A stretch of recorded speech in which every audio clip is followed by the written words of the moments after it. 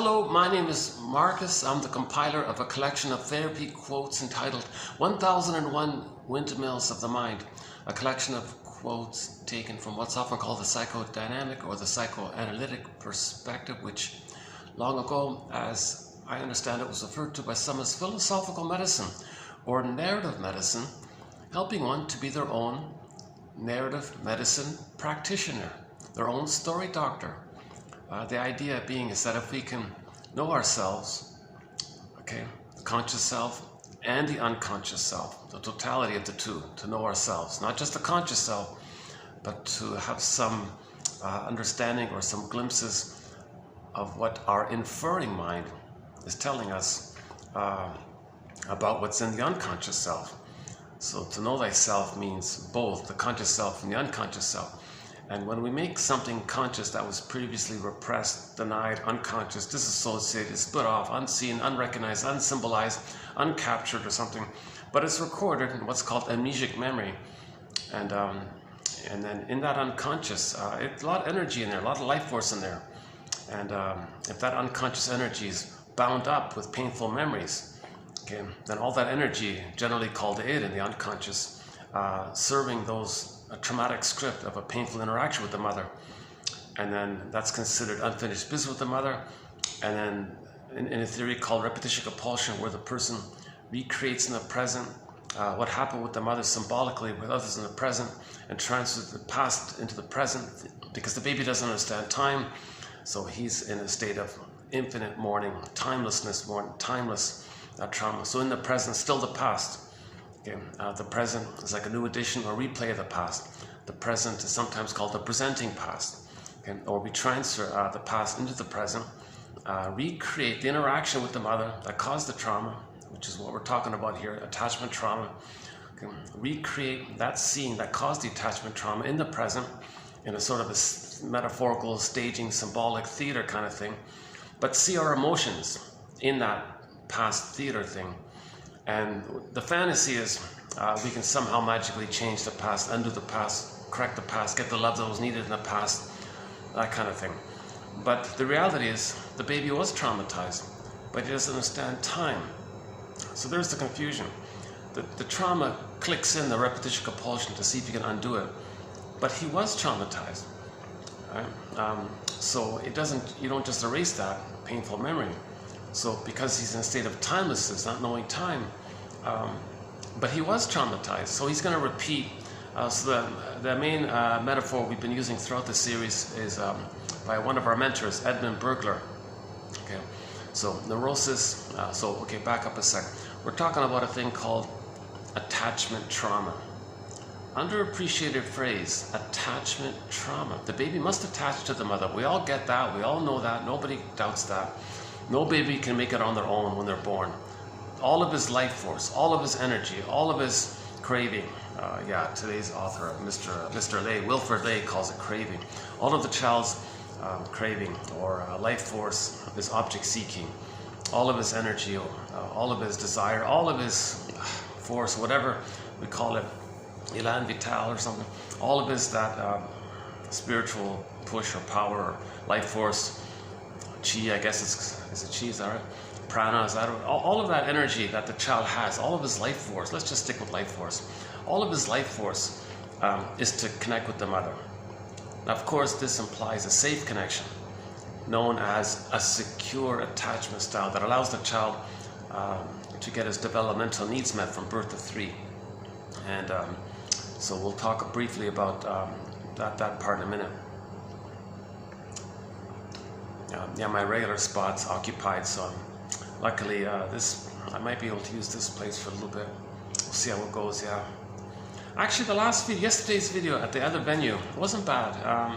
At the other hotel, it was on a Monday afternoon. It was kind of quiet around. I was rested, so my delivery was okay. I played some of that back. I thought, oh my God, that's one of my better videos. Unlike today, this might be not so much one of my better videos, so I'll see if I can do a passable job here. No matter how I'm feeling, I wanted to get these quotes out. These are excellent quotes. We now have 2,000 pages of quotes, single spaced, 2,000 pages. Oh, the printer gave me a good deal.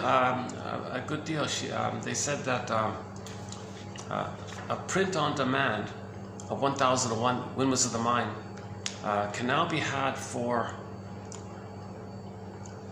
what did I say? For under $200, which is half the price from what it was before. So I found it for under $200, not including shipping, right? Or to avoid the whole issue of the, I mean, it is nice to have it printed out, but to avoid, for for the price of one of these little things, for the price of an ordinary generic coffee, one can have a digital version of this encyclopedia. 10,000 advanced self-help quotes, mostly from the shrinks. These are medical doctors. These are medical doctors who then, after they did their regular medical practice, they moved on to studying the talking cure, psychoanalysis. And it's from these guys. Most of the quotes are from those guys. Masterson, Karen Horney, Edmund Bergler, William Fairbairn, Melanie Klein, Margaret Mahler, James Grotstein, Thomas Ogden, Guntrip, this guy here, Wilfred Lay. And we have hundreds of excellent psychoanalytic authors. So this psychoanalytic perspective, just in general terms, has been around a long time. It's not new. It's not new. Actually, today he said something about it. Oh no, in the next video, yeah, in today we'll be doing 2724. In the next video, 2725, we'll have another quote from Wilfred Lay talking about how people guessed about it, right? And in the last video, just uploaded 2723, Wilfred Lay was talking about how astronomers, they didn't know that there was at one point they didn't have a telescope to identify the planet Neptune. They said that was the example they gave, but they made inferences. This is going on there. That's happening there. This is going on there. Maybe add this little clues here. From the inferences, they kind of concluded there's got to be a planet there. There just has to be a planet there. So they believed strongly that there was this planet and they named it Jupiter, but they had no concrete physical visual evidence for something. And then later on, when telescopes were invented, sure enough, it's true, they were right. So that was his analogy, that we can learn about the existence of something by inferences, So what are the main inferences? That when we repeat in the present, okay, the interaction with the mother, using others as stand-ins and in a theater thing, and recreate, reenact, restage, reorchestrate, reenactment. Okay, now that painful interaction with the mother that caused the trauma, and recreate, relive it, restage it. And we go, why are we doing this? Why are we replaying this? Well, that's an inference. That's an inference of repetition compulsion, of the trauma that's in the unconscious. And the inference is, well, the behavior that we're doing in the present, that's letting us know what happened in the nursery with the mother. And the reenactment can take two forms. One is called identification with the aggressor, where the person imitates the mother, sees themselves onto others, and shames others. That's an inference for them to know how the mother shamed them. Or sometimes there's a more benign version of it called direct, where they just coax others to reject them, for them to know that the mother rejected them, or shamed them, whatever. So this is like kind of making inferences, like, why are we doing this? Where did I learn this? I'm doing it again and again. Is this my unconscious trying to make me conscious of the past? Is this what's going on? So we kind of like look for, we're trying to be a detective. We're looking for clues, like those astronomers. They're like little detectives in the sky, right? And so again, my disclaimer, I'm not a shrink, I'm not a professor, I'm not a doula, nutritionist, midwife, doctor, I only have a BA, keep that in mind. But the benefit of this selection of quotes is that if I understand it, I'm confident everybody's going to understand them. I'm choosing clear quotes, relevant, clear, understandable, helpful, okay. And my hope is that 1 out of 10 quotes will give a person a little, like a little insight or a little appreciation, a little recognition, and it's a relief when you get that. So that's sort of the general hope. On average, we post 10 quotes per video, 1,000 videos, so 10,000 quotes, right? And there's sort of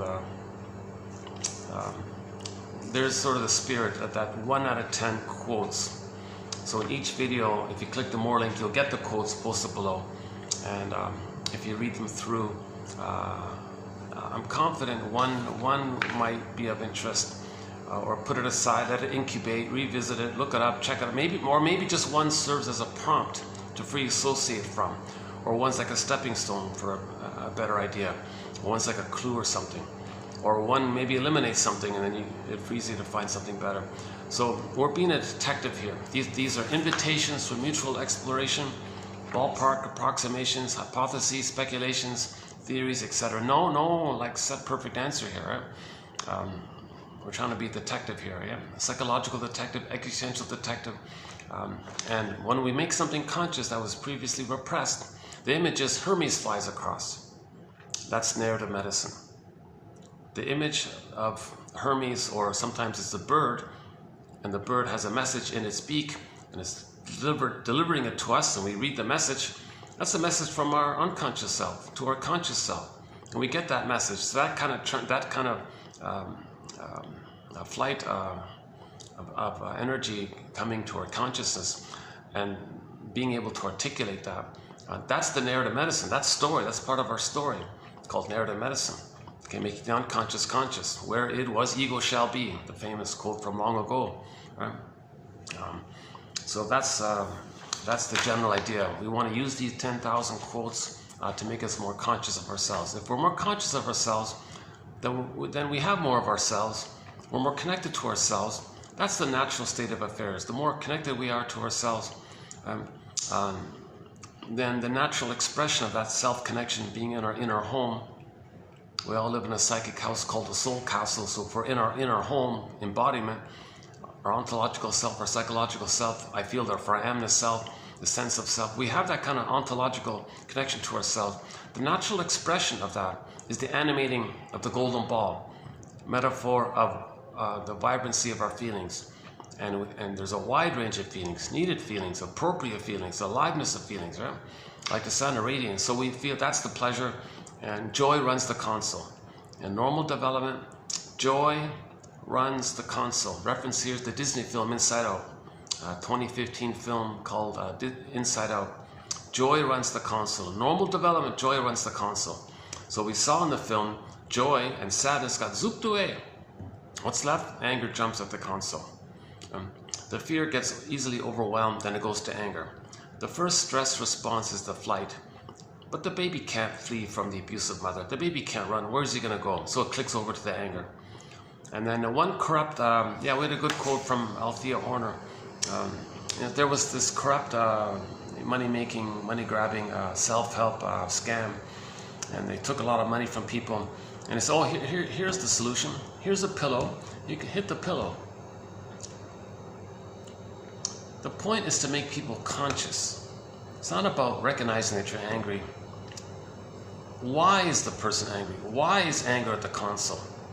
Anger is at the console, as we see in that Disney film, Inside Out. Anger is at the console because joy and sadness got zooped away. Joy and sadness is our feeling self, our psychological self, the quote-unquote more human side of being human, right? The sadness lets us mourn, accept losses.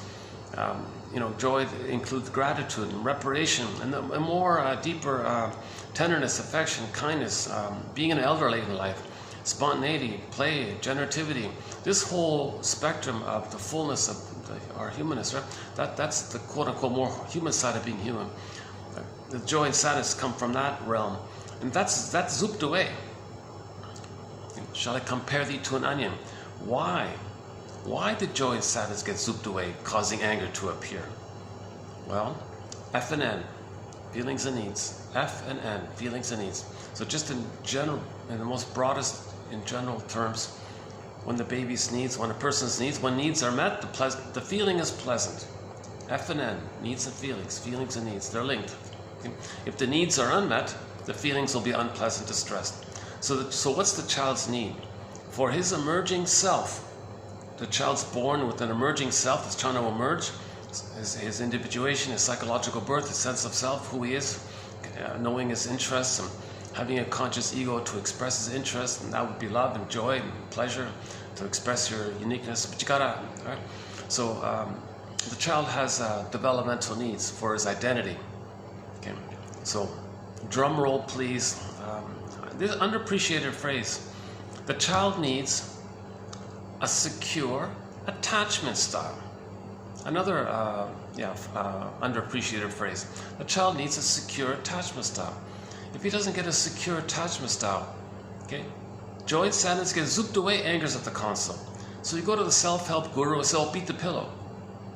Oh my God, you're not conscious by that. That's not making you conscious.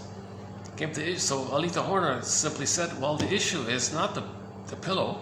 The issue is the recognition that as a baby, okay, mother failed to provide the baby a secure attachment style. That's called the greatest hurt of all. The greatest hurt of all. The truth will upset you free. The greatest hurt of all. Mother failed me. Meaning she failed to provide a secure attachment style. She failed. Not meaning to like blame her. That's just anger, right? So she didn't get a secure attachment style. So we got to be a psychological detective of why she didn't, or why she wasn't able to provide a secure attachment style. Because she's traumatized herself. She's replaying onto her child what had happened to her in her fantasy, that by doing so she can change her past and her repetition compulsion. Or maybe she's trying to compensate and uses the baby to comfort her. That'll shame the child. The child can't be a mother for the mother, etc., and so on and so forth. So if the mother in some way or another doesn't offer the love and meet the baby's needs, if that child's not getting a secure attachment style, joy and sadness get zooped away up that tube into the non-reporting brain, unconscious, implicit memory system, the pre-verbal memory system. Now it's linked like that. The feelings got squelched, the needs didn't get met. The image in myths and fairy tales is echo becomes a statue. In the Grimm's tale, Faithful John, okay, Robert Bly likes to tell, not only Iron John, he tells another one called Faithful John. It's only 2 hours. I think in some ways that might even be just as good as Iron John. It's on YouTube, Minnesota Men's Conference there, Faithful John. Again, myths and fairy tales, all of the characters belong to one psyche, to one mind, one traumatized mind, the true on the inside. Every character is a fantasized imagining of a person to personify some psychological element of one mind within. So the Faithful John was just represented the person's sense of embodiment, his feelings in his body. Was Faithful John. They said faithful because your body's going to faithfully respond to how you treat it. If you eat junk food, your body will faithfully respond to that. That's Faithful John, right? So the message of that story was Faithful John became a statue.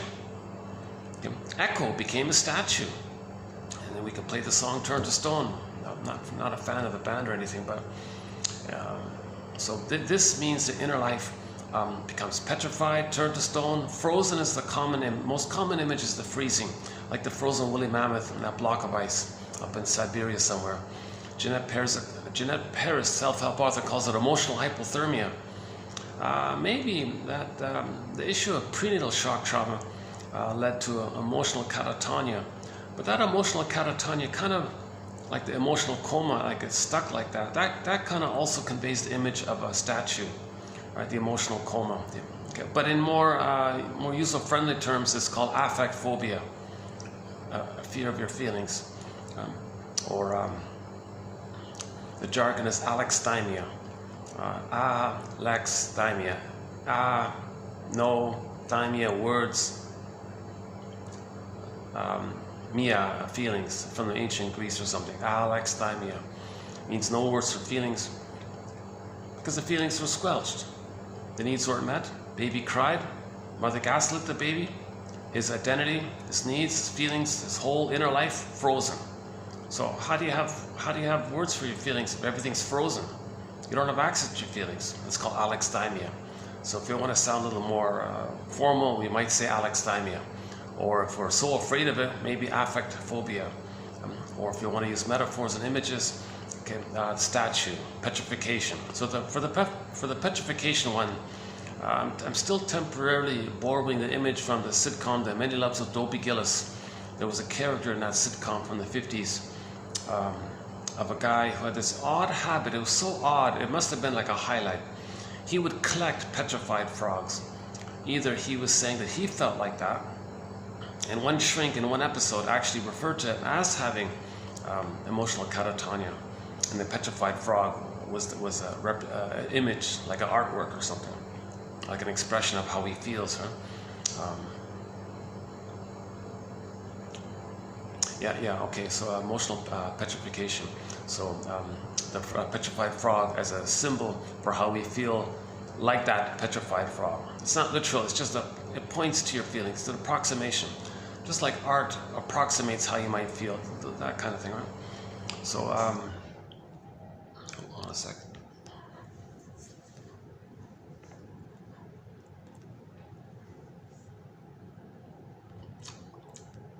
Yeah, okay. So it's going to get dark in about an hour. Yeah, I think, I'm not in the best I'm having a bit of an off day here. So I think this will be a shorter video. Luckily, today's quotes are sort of on the lighter end. Wilfred Lay. So in the last video, we did some good quotes from him. The one about Neptune and what else? Hang on a second. I got it here. Neptune. What else did he do? We talked about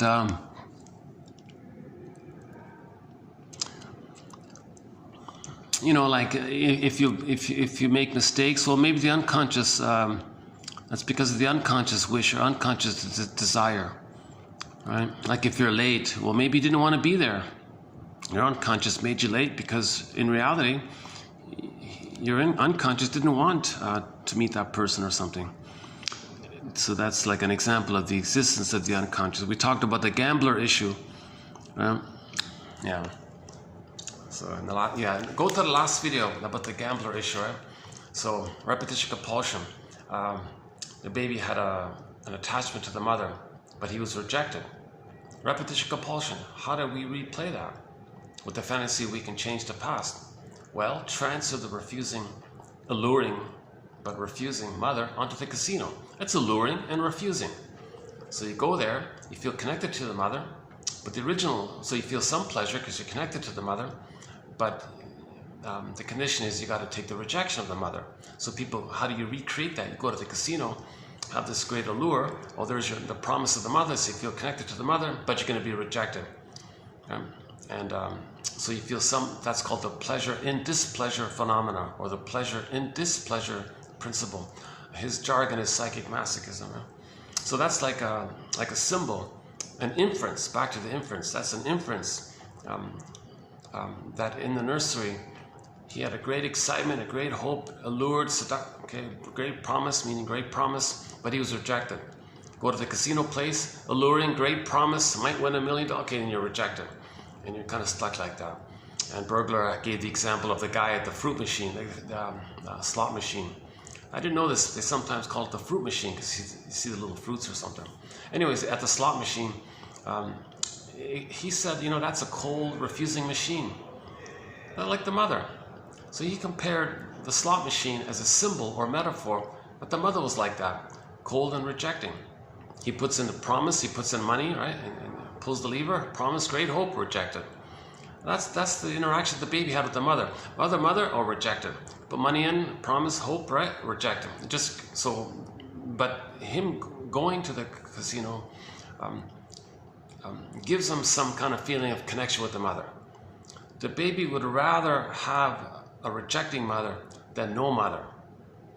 The baby would rather have an abusive mother than no mother. He wouldn't make it without a mother, so he'll accept an abusive mother. So we talked a bit about that. And this idea about the Neptune. Yeah, here's the Neptune one. Psychoanalysis made inferences concerning the unconscious, similar to the inference made by astronomy about the existence of the planet Neptune before the time of telescopes strong enough to make the planet visible. Oh yeah, I'm really having a bad day. I'm not even reading very clearly here today. Yikes. Yeah, I always have this mixed feeling when I'm having an off day, but I've got quotes. I've got more in the pipe, kind of like I got more quotes coming up. So I want to get the quotes up. So don't judge these quotes by my delivery. I haven't been analyzed. I haven't done it. How ironic, right? I've been reading this, I've been skimming and scamming this material, and I've collected 10,000 excellent quotes from them. But unfortunately, I don't have the, if I had the funds, I'd be on the next flight. Yeah. And I find a psychoanalytic experienced interpreter, right? Translator, someone who can translate your dreams for you, right? Make your unconscious conscious. So the dreams is from your unconscious. You're free associating, make interpretations. So he's sometimes called like an interpreter or like an analyst, basically, right? So, and then the safety of that process, it's like the metaphor is weaving a basket or weaving a nest. Then the egg can appear. And in the egg is the firebird. You jump on the back and the firebird takes you up. So now you're getting back your feelings, your embodiment. So back to the faithful John story. The guys in the forest, everything was still. All the birds were quiet. The firebird flew down. The feathers were flopping around. He jumped on the back and it flew up. So that means he had enough consciousness, enough awareness. Everything was still. So he can accept his feelings to come back. So that's the firebird image. You're getting back your embodiment. And then Iron John came back to life. He was a statue before, then he came back to life, right? Is that right? Yeah, something like that, approximately, yeah. It's been a while since I heard that story, you know. Yeah, so keep that in mind. I have been analyzed. So the idea is you do the free association, say what you need to say.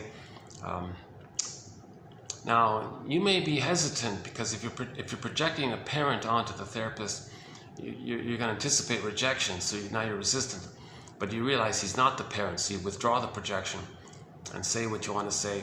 And that's the yang of healing. Okay, weaving the basket, being the detective. And because of the safety, you're going to get the feelings to come up. So the yin is the caring witness, getting your feelings. That's the yin of healing.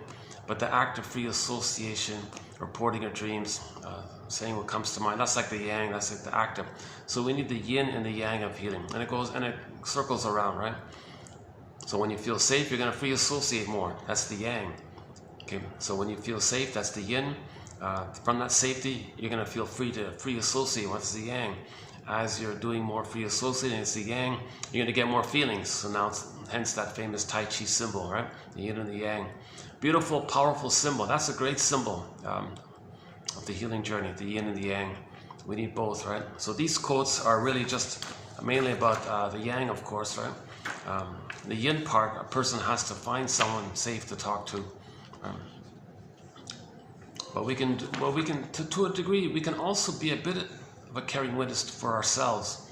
Like when you wake up and you have a dream, like when you read some quotes, you might have a dream. So there's a little bit of being your own, doing your own yin and yang, but you really need a caring witness, right? One quote was the lady was telling about her problems. The shrink said, "These problems that you're describing, we may say that this is what your traumatic script, what your script is doing to you, what your schema, what your memory template, what your memory blueprint is doing to you. Let us, as a team, see what we can do with that script. We want to unpick the threads of a traumatic script. Use those threads to weave a new, healthier script." Okay, so what are we talking about here? The interpersonal leads to the intrapsychic, which then expresses, reveals, shows itself interpersonally later on in life with others. Okay, so the interpersonal, the baby has an interpersonal relationship with the mother. Baby's brain is malleable. He's laying down neural pathways based or by that interaction. Okay, so the interaction with the mother, baby and the breast mother, first mother is the breast mother, okay, like sort of like a part of the mother. It doesn't really fully see the mother as a full person. It's just sort of in a utilitarian place called part object relating. But that's really sort of his first mother in the very, like in the first, right from day one, right? The breast mother. And he's laying down wiring by that. Okay, so the interpersonal leads to the intrapsychic. meaning the neural pathways, the memory system he creates, the blueprint. Okay, again, the breast mother is the first world, for the baby. And he's going to create a map of the world. He's going to base his perception, understanding of the world based on that original model, that prototype. So the baby needs like a normal interaction with the mother, to have like a normal memory system so he can see the world realistically. If he has to lay down some kind of convoluted, painful sacrifice, he's got to imitate the mother, can't leave the mother, can't separate from the mother, has to imitate her, has to save her, has to deny the pain of her, got to make up that she's good and really she's not. If he's got to do these kind of convoluted memories in his brain based on a mother who's misattuned, malattuned, emotionally unavailable, who uses the baby, parentifies the baby, if the baby's got to lay down some kind of convoluted memory system, if that's a trauma, developmental trauma, relational trauma, and it becomes set in there. The wiring gets grooved in, like imagine on a 45 record. And so now he's got this painful map of the world. He's going to be angry by all this. He's going to create these wildly exaggerated beliefs. Things are imaginal in there. So he has, the mother's not just a bad breast. Baby projects his rage onto the bad breast and thinks the bad breast mother is a monster who wants to hurt him. Okay, the baby's unmet need ended up with oral greed. The fantasy that he wants to control the breast, devour the breast. Too much excitation projects his traits onto the mother. Says the mother's a hungry wolf that wants to eat him. The baby felt like a hungry wolf, but he can't know that, so he projects it as a compromise discussed in the last video. So he creates an image of the mother as a devouring monster like the Cyclops in the Odyssey, or the Laestagonians also in the Odyssey, or in the witch in the Hansel and Gretel. So the witch won't eat me, the hungry wolf. All these frightening creatures, entities, and myths and fairy tales. That's reflects the baby's projected elements onto the breast mother and creates this wild image as a compromise, as a trick to not feel that it's with him. He projects it to not get too much cortisol from the amygdala. So he fools himself. It's called defense mechanisms. He's in defensive mode from the abusive mother. And he's got to protect himself and be in defensive mode from his own amygdala. His own mammalian part of the brain is trying to send him all these stress hormones.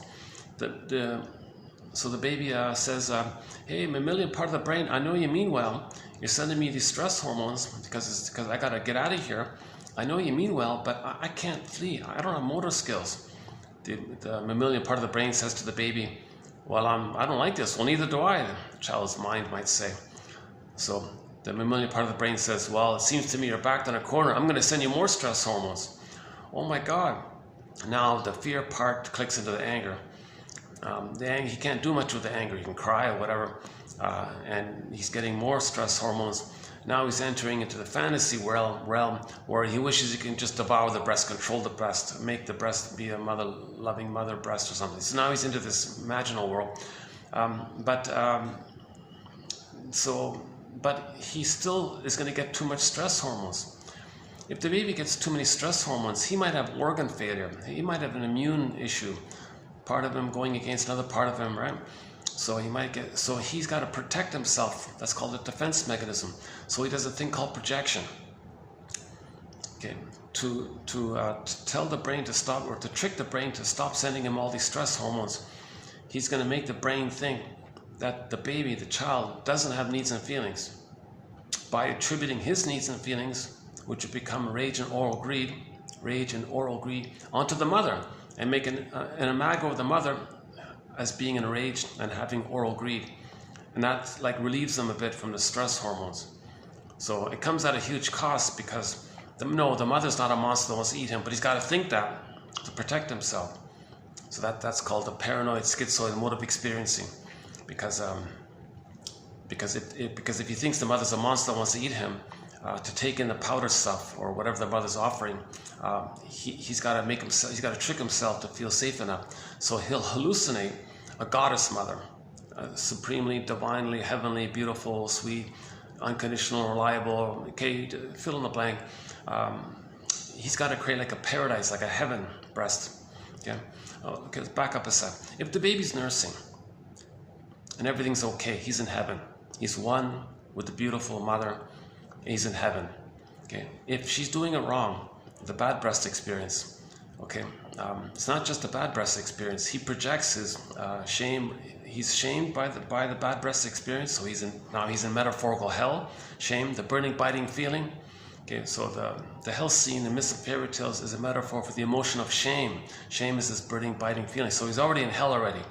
And what's in hell? The guy with the horn. So he projects his rage and oral greed onto the bad breast mother and creates maybe the guy with the horn or something, right? Maybe the breast blurs in with the mother's eyes and he kind of condenses it or something. I'm not quite sure about that part of it. But anyway, he's going to create some kind of frightening entity in his imaginal mind of him being in hell and some dangerous characters after them or something. And he's got to run from them or something, whatever it is.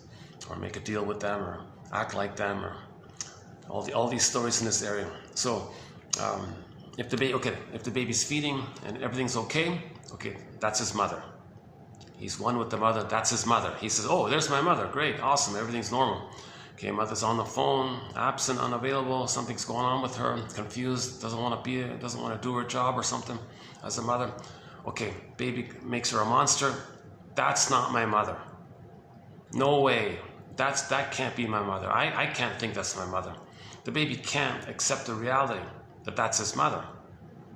So he splits the image of the mother into good fairy, bad witch, goddess and demon. So in his imagining world, he does the splitting mechanism. It's called the schizoid. The schizoid means the splitting mechanism, where it's detached, unreal, split. So it's all schizoid, like schizophrenic, you know. So that's called the paranoid schizoid mode of experiencing. And all babies may briefly, temporarily begin with this paranoid schizoid mode of experiencing. Melanie Klein's theory about the positions. So all babies may briefly, just for a few weeks, briefly, temporarily use the splitting mechanism to cope with the misattuned, malattuned, gaslighting mother, emotionally unavailable mother. So he says, I'll hallucinate the mother's a goddess. I'll deny that the mother's hurting me, like that. And then with time, of course, assuming the mother is more loving and frustrating, things get sorted out. The child can recognize that the mother's not a goddess or demon. The mother's a single human with two qualities, loving and sometimes confused. But he can handle the human confusion of the mother. That's called the ambivalence or the depressive position. So now he would feel badly if he's going to be angry at the one who he loves, knowing it's the same person. So if the mother's more loving than frustrating, maybe just imagine that the goddess and demon poof away, and there's a human image in there. And that human image is his mother, and it's not perfect, but he can handle the ambivalence of her mainly being loving. Sometimes she does it wrong, but he can still love the one and still be angry at his mother, but still love the mother while he's angry at her. He can still hold that kind of complication. But prior to that, he can't do this complication. He's too young. His ego isn't developed. He needs to be loved to get to that place. It's a developmental byproduct to get to the depressive position. The third side of the coin holds the other two sides. In the very early on, he can't do that. It's split. It's either or. So the graduation is from or to and, either or to both and, right? So in the beginning, all babies kind of begin with this either or, right? Goddess and demon mentality. Now, if the mother is consistently malattuned again and again, she does it again and again, he doesn't get a chance to resolve the splitting. So if by the age of 3 that splitting is going on, he never had the memory of a positive mother to relate to, and he's still operating from goddess and demon. Oh my God, that's a severe trauma for a child to psychologically, by the age of 3, to not have the memory of enough love with a human mother that would have allowed him to feel safe enough to separate out of the fusion of the two being one in the beginning. So in normal, so-called normal development, ballpark approximation theory, the baby and the mother are one. They call it the stage of undifferentiation. Baby doesn't know where he ends and begins and where the mother begins and ends. It's all kind of blurred up like in the beginning. Especially, so it starts off in the uterus. He's in the uterus. He's one with everything.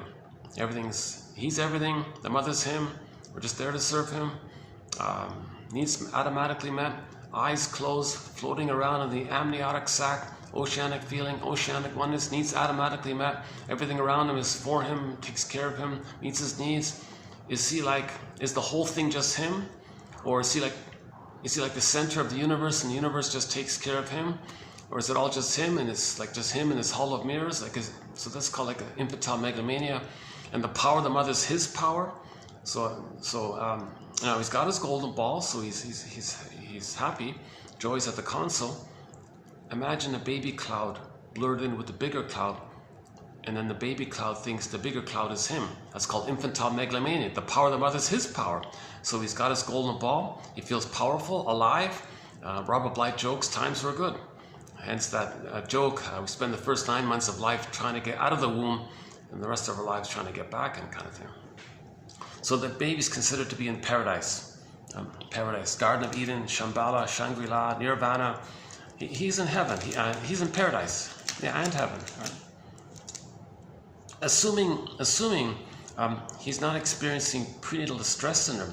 If he's experiencing prenatal distress syndrome, then he's shamed. He's shamed. Now he's in hell. In the uterus, the metaphor is he's emotionally in hell if he's being so shamed by being by experiencing what's called prenatal distress syndrome. Now, the cord that he thought, the theory is now that the cord has 3 veins in it, linked to the placenta. He's so enraged, he's got to project it onto something or somewhere. So the closest thing to him is the cord. He senses maybe there's 3 veins in there. So because he can hear 1 vein in the center to the spiral up, got the cord, the placenta, maybe he kind of senses it somehow. And he projects his rage and oral greed onto the cord and the placenta, and through a process called the dream world of condensation and all this, he creates that in the hell scene, there's a sea monster trying to eat him. And in the Odyssey, okay, poor Odysseus, right? He's in the water, and there's a sea monster with 3 long monster heads, like the Loch Ness. Like imagine 3 Loch Ness monsters, kind of fused into one, and there's 3 long necks, right? So the body's like the placenta with 3 long necks, and the 3 heads is eating the people. So that's the metaphor that the baby's experiencing prenatal distress syndrome. Now, by the way, that scene, just the theory here, that scene comes about because in the prenatal distress syndrome, if he stays in the uterus, he's not going to make it. That's the whirlpool issue. So if he stays in, he's too stressed out. He'll perish with the stress of the stress hormones whirling him around, and he can't imagine, he can't fantasize, he can't cope with it anymore. He can become delusional, autistic. He can do all kinds of mind tricks. But if he doesn't get born out and he's getting more stress hormones, that's the whirlpool one. Silica, or I get the mixed up. Scylla and Chaparis.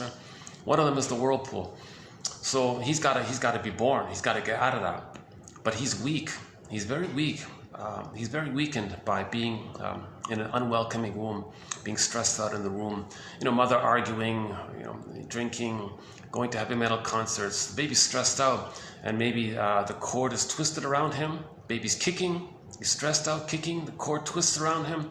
So he's in a very weakened state. So when he's going to be born, he may actually, it may feel like it's like a hard, like that's the idea of like the crashing of the, I guess, I don't know the biology of it all, but when he's, the bones, I guess if he's going to be born and come out, it's like crashing against the cliffs. That's like the entrance to the canal or something when he's trying to be born. So if he stays in, he's not going to make it. Now, it may feel like if he's not born properly, he might not make it when he's being born or something. So the delivery, it's very sensitive. He's got to travel a very fine line of traveling in between those 2 extreme conditions of can't stay in, can't be born in a rough way. He's got to be gentle. He's got to navigate gently and be born and pass through that phase. So in the Odyssey, he did kind of pass through it, so we're okay. So that maybe that image is in reference to the complication of birth. I'm not sure. It's Francis Mott has this theory. We have a few of his quotes here, and we do have a thread on prenatal distress, prenatal trauma. That's one of our threads actually. a little bit undeveloped. The main book on this is Knowledge of the Womb. Knowledge of the Womb. A guy from Greece, I forgot his name, Kali something. Kali Faris or something. Yeah, another book, Ludwig Janus from Germany, about prenatal trauma. And it's sort of an assortment of a guy named Emerson, sort of a collection of authors that talk about, there's a whole branch of psychology. Someone can get a PhD in this topic. There's a whole branch of psychology called perinatal psychology or prenatal psychology, discussing the psychology of in the uterus, at birth, and shortly afterwards, called the perinatal psychology. Interesting. That's great. That's huge that we're becoming conscious and appreciative that babies can be traumatized. There is such a thing as a baby becoming traumatized. So we study this.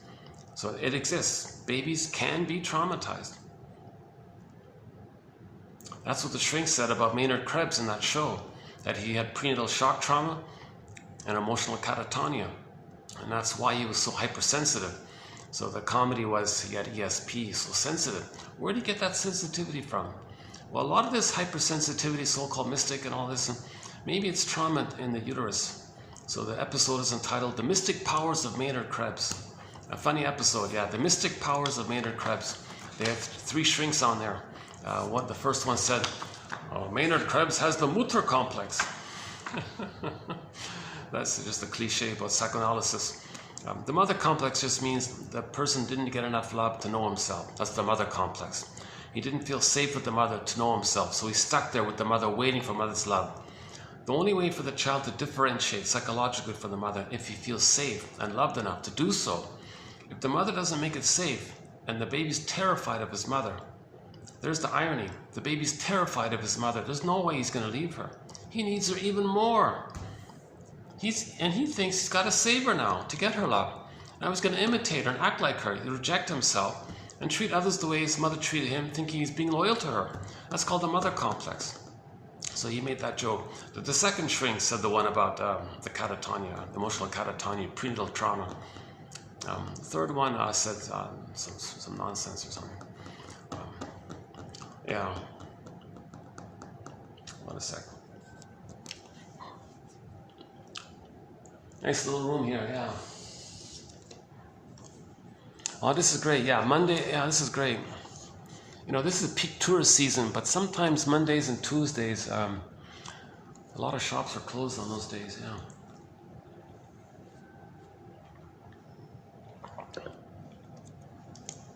Yeah, I like the image of this hand drum there, yeah. It's not a drum, but it reminds me of the hand drum indigenous people use.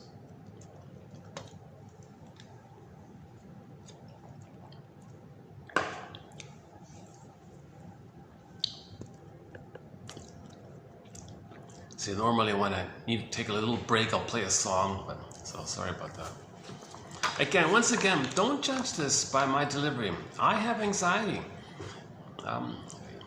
Especially today, my anxiety will be vibrantly highlighted with my stops and starts and ums and ahs.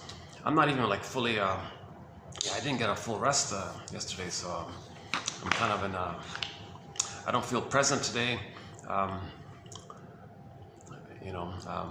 It's funny because, I was a little absent-minded today, so I couldn't be present today. I was making a couple little mistakes kind of thing. So my unconscious was saying, no, you got to rest. You can't be present today. I don't want you to be present. You need more sleep kind of thing. So that's the issue of the unconscious, right? So our best quotes, some good quotes about the unconscious were done yesterday. So the one about Neptune, the gambler one we did. Another one by Wilfred Lay was about the stars. Not a bad one. He said, so you look up in the sky, you see stars, that's great. He said, what if you had better vision? Maybe you'd see more stars. What if you had even more better vision, even better than before, like better vision, like better vision. You'd see more stars. And what if you had, likewise, you had even better vision from that? You'd see maybe more stars and more stars. Maybe finally there'd be no black. You'd just see all like the stars there. Well, that's what we need. We need night vision. We need night vision to see the repressed elements. Okay. So these quotes are giving us night vision to see our inner stars, our inner memories, our inner life, our inner feelings. Okay. Our golden ball, the sun is so, right? It's buried in there, so we need more stars, more vision. If we get enough vision, maybe the Firebird lands on it, and we can jump on its back and ride the Firebird.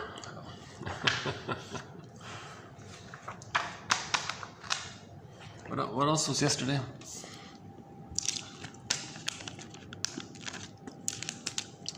Okay, so yeah, I'll refer you to yesterday.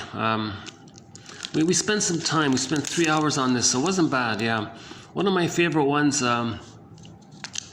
One of my favorite ones was to see the heart.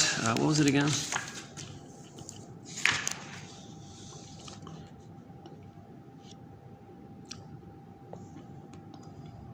The one about the heart.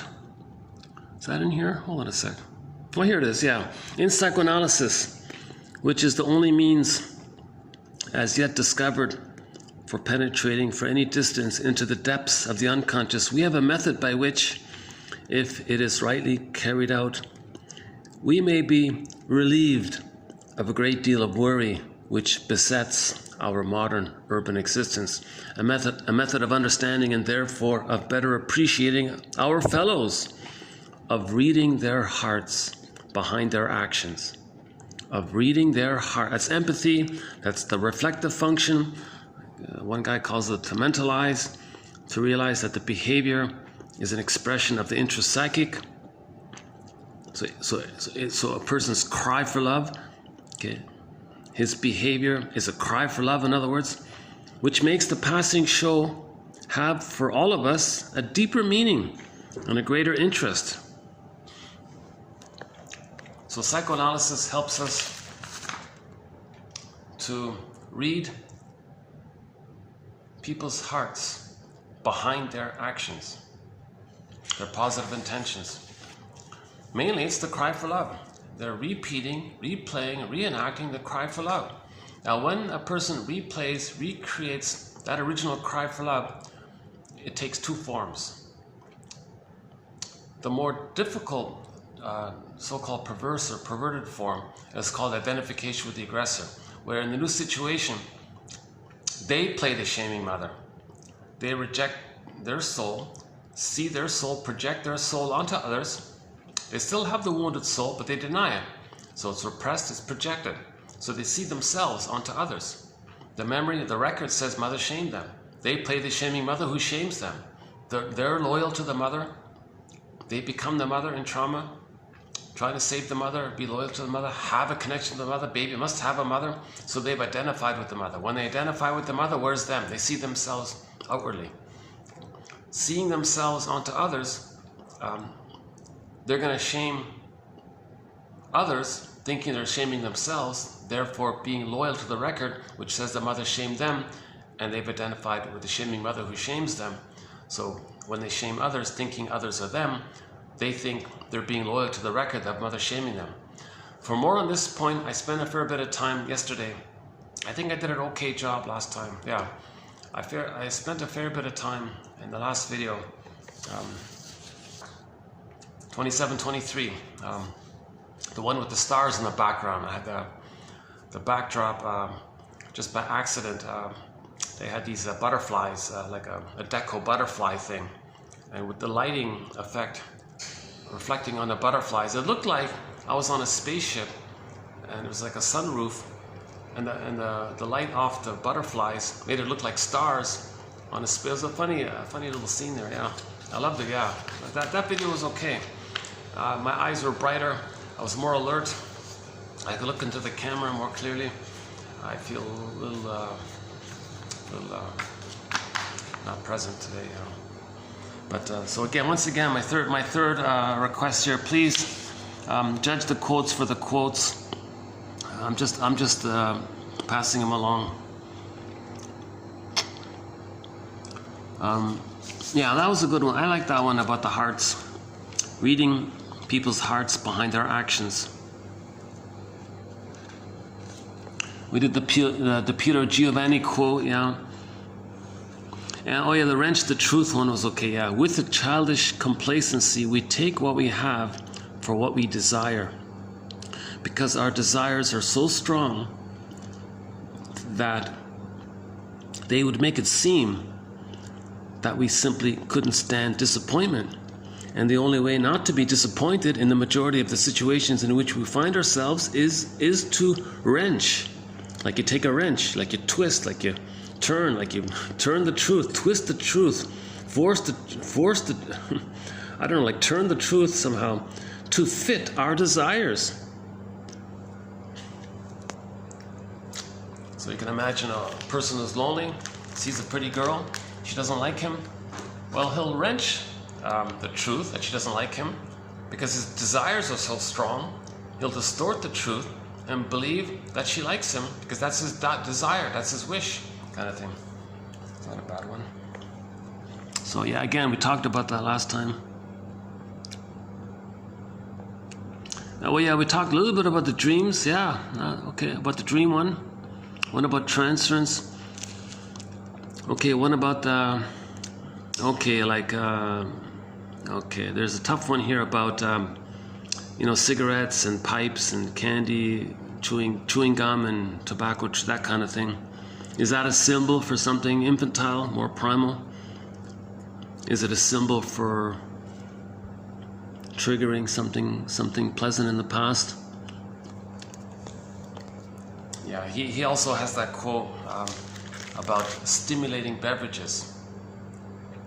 Is it a symbol to trigger that once upon a time as a baby we needed the stimulating, comforting beverage from the mother, the milk from the mother?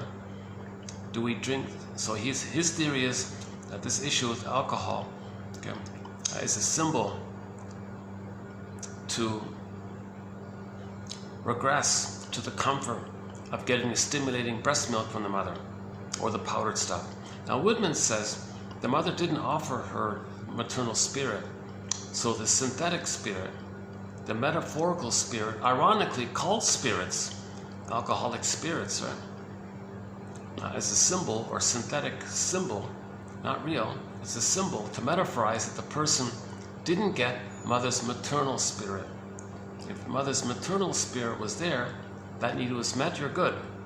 If that need wasn't met, repetition compulsion.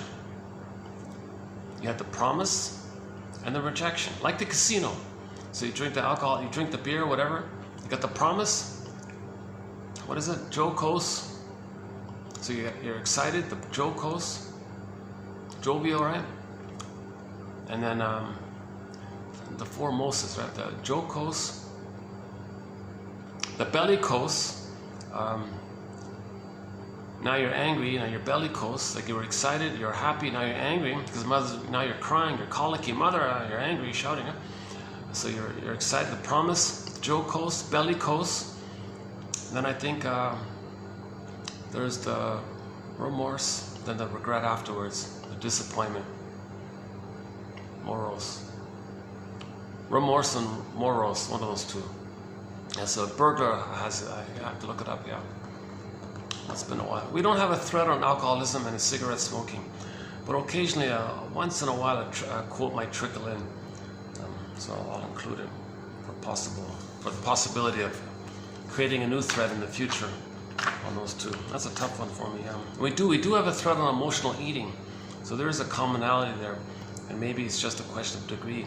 But we do have a thread on emotional eating. If the mother didn't offer her maternal sweetness, the symbol is they eat sweets, like candies and cookies. Those synthetic sweets are a symbol for the missing maternal sweetness. Now the trick is the cookies. The promise is that it's the sugar, salt, and fat's going to trigger the mammalian part of the brain into perceiving that the food makes the person safe by the extra food. when a person feels safe, when the mammalian part of the brain perceives that the person is safe by the surplus of food, by the concentrated sugar, salt, and fat, then the safety perception, the mammalian part of the brain is going to release sort of like a thank you chemical called serotonin. Oh, we're safe. Oh, soothe. So you get this. Now that serotonin is from the trick of the sugar, salt, and fat. Okay. So that's a symbol or metaphor that in the nursery, the baby didn't get a wiring, a memory system that he can set into him of the mother soothing him and making him feel safe by the relationship. The child didn't have a rhythm of safety with the mother, a positive maternal experience with the mother, a positive holding environment where the mother soothed him. Baby was distressed, mother's supposed to soothe him. He remembers that he can soothe himself like that. If he didn't get that, he may be an emotional eater. And so we do talk a fair bit about emotion. Our lead author on that one is the book called Shrink Yourself by Roger Gould. Yeah, I think he's sort of our main. And Mariam Woodman also. Those two mainly, right?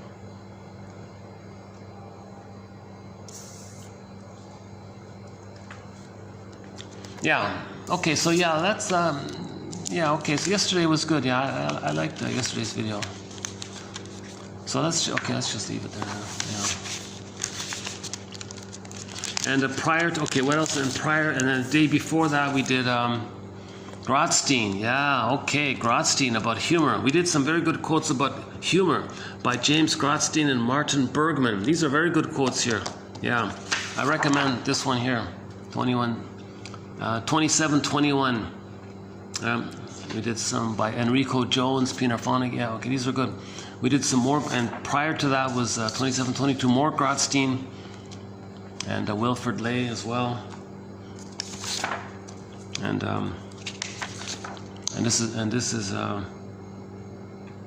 this was yesterday's one, yeah, the Neptune one, yeah. All right, so let's get into today's quotes here for a bit. One second. Well, that's nice. The printer gave me a nice little sleeve there. That's good. So yeah, my pages are in better condition now. Huh?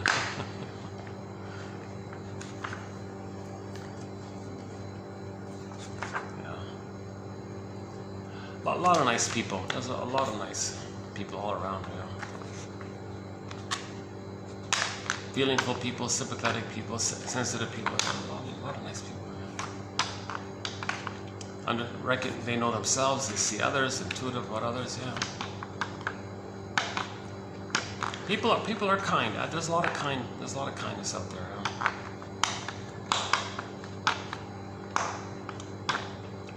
Now those who aren't kind, that anger, okay, of the unkindness, they're saying they didn't get a secure attachment style.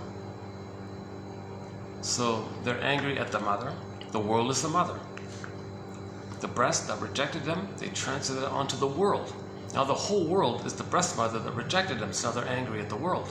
So they're angry at everybody, kind of thing, right? Or they identify with the aggressor and treat others the way the mother treated them. So either if they identify with the aggressor, okay, they're going to be unkind to others because the mother was unkind to them, and they've identified with the unkind mother. Okay, they see their woundedness by that onto others and relive to communicate that experience. Okay, A, to have the mother, B, to save the mother, C, to have a connection to the mother. So connection, loyalty, try to save her, needs for attachment. Also, at the same time, they're angry at the mother. So they think the thought is that they're showing her up. As if to say, hey world, I'm gonna show you how my mother treated me. You all can play me. I'm gonna play the shaming mother and watch my negativity. She was like that to me. So he may think he's showing up the mother by telling the world what was she like, and that's his way to be angry at the mother by embarrassing her, kind of thing, right? So that's kind of maybe blurred in as well. Burglar has this consideration. It might have been a device, a teaching device for a broader point, but anyways, it's still useful. It's called showing up the mother, meaning you're angry at the mother. So if you're imitating the mother, of course you're angry at the mother. It's just veiled over because you're imitating her. So how do we convey that, right? Like if the baby identifies with the aggressor, they see their unloved self onto others. New situation, shame others to replay the record of the mother shaming them. How does it look that they're angry at the mother? Well, it sneaks in. Someone may say, where'd you learn that? Why are you so negative? Where'd you get that from? Who taught you that? Your mother taught you that. Oh my God. That's right, my mother taught me that. I'm glad you noticed. So maybe that's his way to express his anger at the mother, thinking he's embarrassing her. Don't think, well, I'm my mother, look how negative I am. Surely you can see where I learned this from. That's the negative, that's the showing up the mother theory. Burglar's got a lot of amazing concepts. So we've incorporated many excellent quotes from Edmund Burger, one of our mentors. Vastly underappreciated author, 24 books, 300 papers. Jesus. Hold on a sec.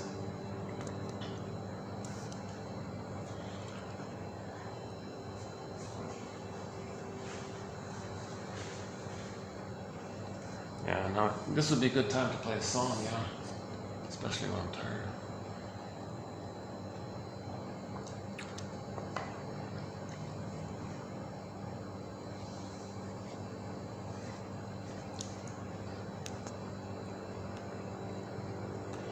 I'm not going to do a full introduction in this video.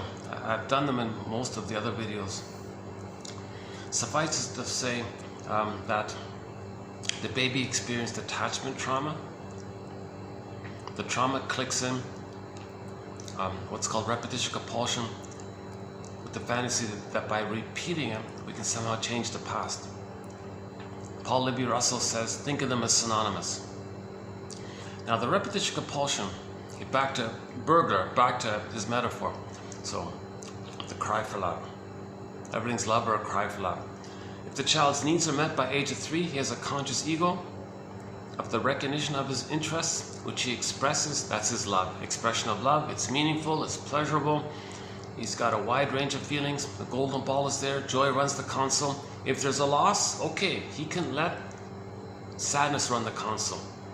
And then acknowledge the loss, process the loss, work through that grief work process. Okay, then you capture it, you admit it. Okay, then sadness and joy can swap seats, and joy can run the console again. Now, when the golden ball is there, you got the wide range of feelings, appropriate feelings: affection, tenderness, trust, mutuality. It's a normal state of affairs that we're all one family. We're all maybe. Jen Elliott says, we're all from that massive family back in what is now the northeast of the Congo. We're all Africans, some lost the tan. We're all Homo sapien Traumacus. Like we're all one, like we're all homos, like we're all one, like we all came from Homo bodoensis, an earlier hominid. So we're all from that one line there. Let's have some, like that's a common thing. Like we're all one family, basically, right? But when theory is when we moved around, settled in different places, we were traumatized while we were in different places.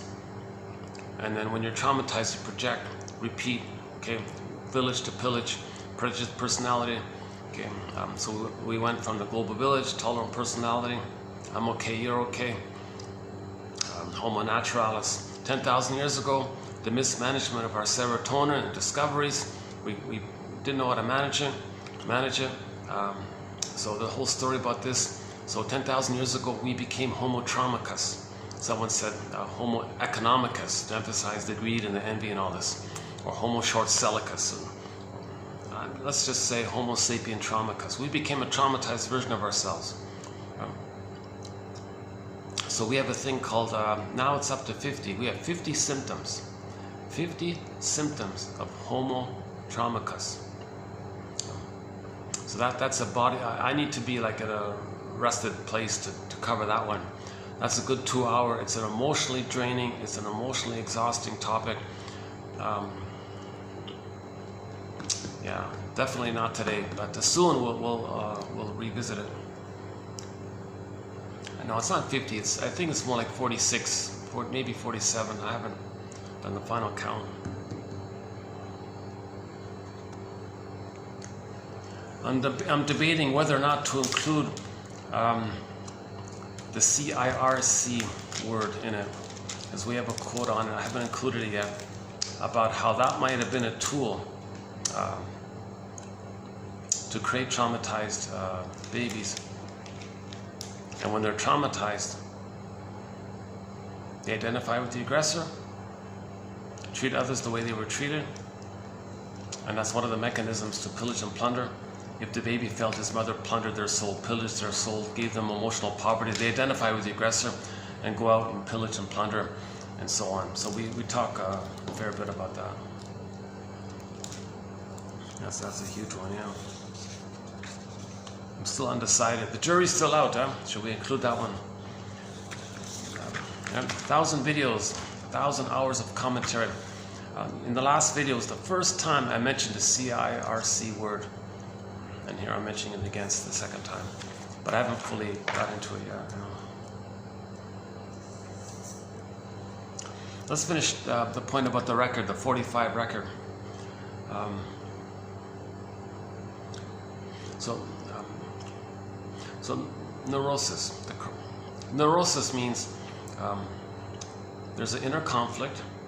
It's petrified. It's set. The neural pathways have been laid in the brain. It's set, like the grooves on a record. And the whole thing's repressed. Means it's unconscious. Now, when something's unconscious and it's repressed, it's called the inferring mind. We gotta recognize its existence by the inferences that this record is going to make in the present.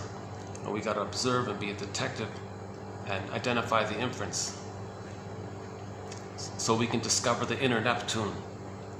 So we have an inner Neptune, like yesterday's quote, when the astronomers didn't see Neptune, but they made the inference, oh, there's got to be a planet up there, let's call it Neptune, and we're sure it's there, it exists. They put all these little clues there. So it's a similar idea. So there's a memory, there's an unconscious memory of the baby being traumatized. We don't know it for sure, we don't see it exactly, right? But by inference, we know what happened. By inference, we can say there's a Neptune in there, this powerful planet in there, called birth trauma, called relational trauma, attachment trauma, interpersonal trauma, arrested development, stunted development, fixation, turned of stone, petrification, feeling unreal, velveteen rabbit, alexithymia, and so on. Usually there's a delayed onset. Another inference to this is that at midlife, people get inklings where they say things like, gee, am I living some kind of provisional life here? When does life begin? Life's not supposed to be a dress rehearsal. I feel like I'm sleepwalking through life, going through the motions of life. Life is passing me by. When does life begin? I feel like I'm in a trance or something. And I'm just going through the motions of life. That's an inference that there's disassociation, that they're stuck.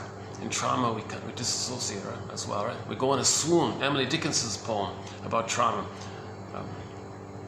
Well, one of them is called A Great Hope Fell. You heard no noise. The wreckage was within. O cunning tale that let no witness in. So the baby had a great hope for a secure attachment style. Looking for the real nipple, the breast mother, and he was given a rubber and given the bottle or something, or mother's not around. Great hope fell. You heard no noise. The wreckage was within. Soul trauma. O cunning tale, O cunning wreckage that let no witness in. The child can't know it. That's the frazzled up scarecrow in The Wizard of Oz. He doesn't know things. The child loses his heart by this. That's the Tin Man in another corner. The two being like that. Person feels disembodied. That's the cowardly lion in another corner. Dorothy's the part of the psyche that's trying to heal things, line things up again. Or we may simply say, be like Dorothy and line up mind to the heart, get it back in the body. But first things first, we got to fix that scarecrow. That scarecrow guy is too frazzled up to know anything. We got to help him have a firmer ego. Okay? So we can borrow the scarecrow image, cross it over to the children's story, where the wolf was able to huff and puff and blow down the houses made out of straw and sticks or wood, but not the one made out of bricks. That was a strong ego. So we got to strengthen the ego, enhance the ego, repair the ego, and that's what these 2,000 quotes, I believe, move towards. Building this consciousness, building this basket of knowledge.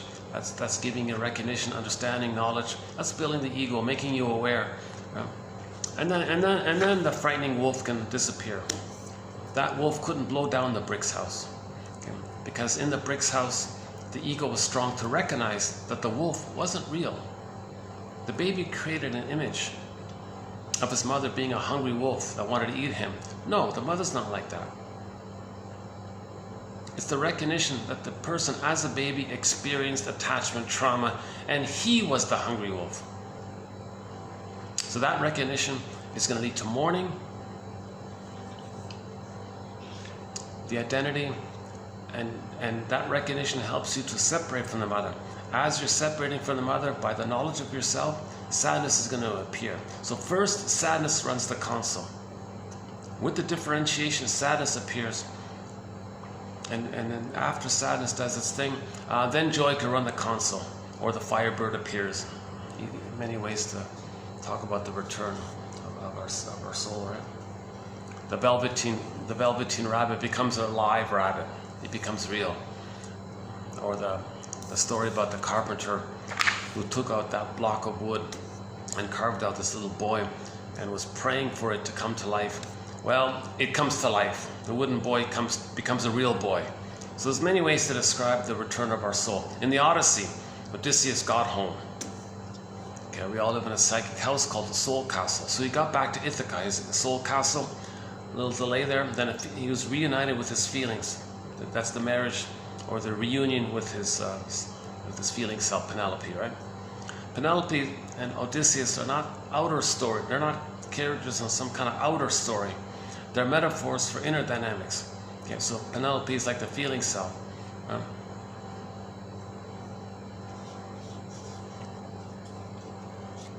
And we're looking for our feelings. So we're the protagonist. So we're Odysseus, right? So the whole Odyssey is like one long dream. Think of it that way. Think of all myths and fairy tales as being true on the inside, that they're soul stories and to be treated like dreams, and we interpret them like dreams. So myths and fairy tales are true on the inside, not on the outside. In the Narcissus and Echo myth, two characters represent psychological elements of one psyche. Okay. So Narcissus looks into the pool of water, sees a reflection of himself. Just means in the beginning the baby thinks it's all him. Symbiosis, one with himself. Hall of mirrors, everything's for him, about him, so he's stuck like that. Now because he didn't get enough love to graduate out of that, he's stuck there. So his soul, his feeling self, got repressed and disassociated. That's Echo flying off in the corner. Now in the story, Echo is a statue, became a statue. And he became the little flower. So in narcissism, the person feels his inner life is frozen like the statue, and he's addicted to this illusion that it's all about him. Jeanette Paris calls it that he's going to spend the rest of his life searching for that. That's what Karen Horney means of the search for glory she talks about. She means it the way like a Peer Gynt and a Don Juan, all of these, selfish user, playboy, doesn't care about others, just utilitarian, exploits others, takes advantage of, lies to others. And the way Don Juan kind of lied to all the ladies and all this. So that's what he means, searching for the glory. But the yardstick of what he's looking for, it's impossible to meet. He's not in the nursery, still searching for the perfect breast. He can't, so it never works. So whoever you meet in the present can't be the good breast that was needed back in the past. It's an impossible yardstick. No time machines. Okay, one example is Miriam Minerbo from Sao Paulo, Brazil, on YouTube.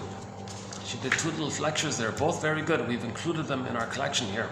She quoted her client who said, quote, she said that when she dates a fellow, She said that if the guy doesn't give her everything, he gives her nothing. Like that's the all or nothing, either or, perfect or forget it, idealize or devalue. That's the baby at the breast. Breast mother's got to be heaven or it's hell. Idealize or forget it. That kind of thing. So it's kind of stuck at that kind of place, right? So in the narcissist myth, okay, Echo being a statue and the little flower, symbol for the hallucination.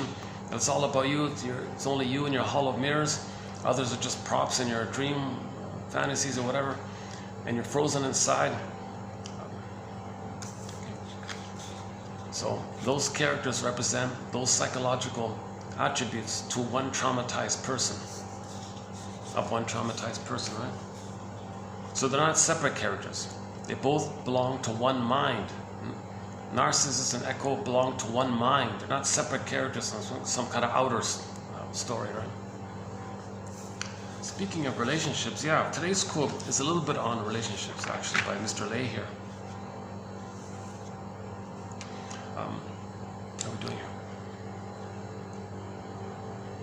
I think they closed this room at 6 or something, right?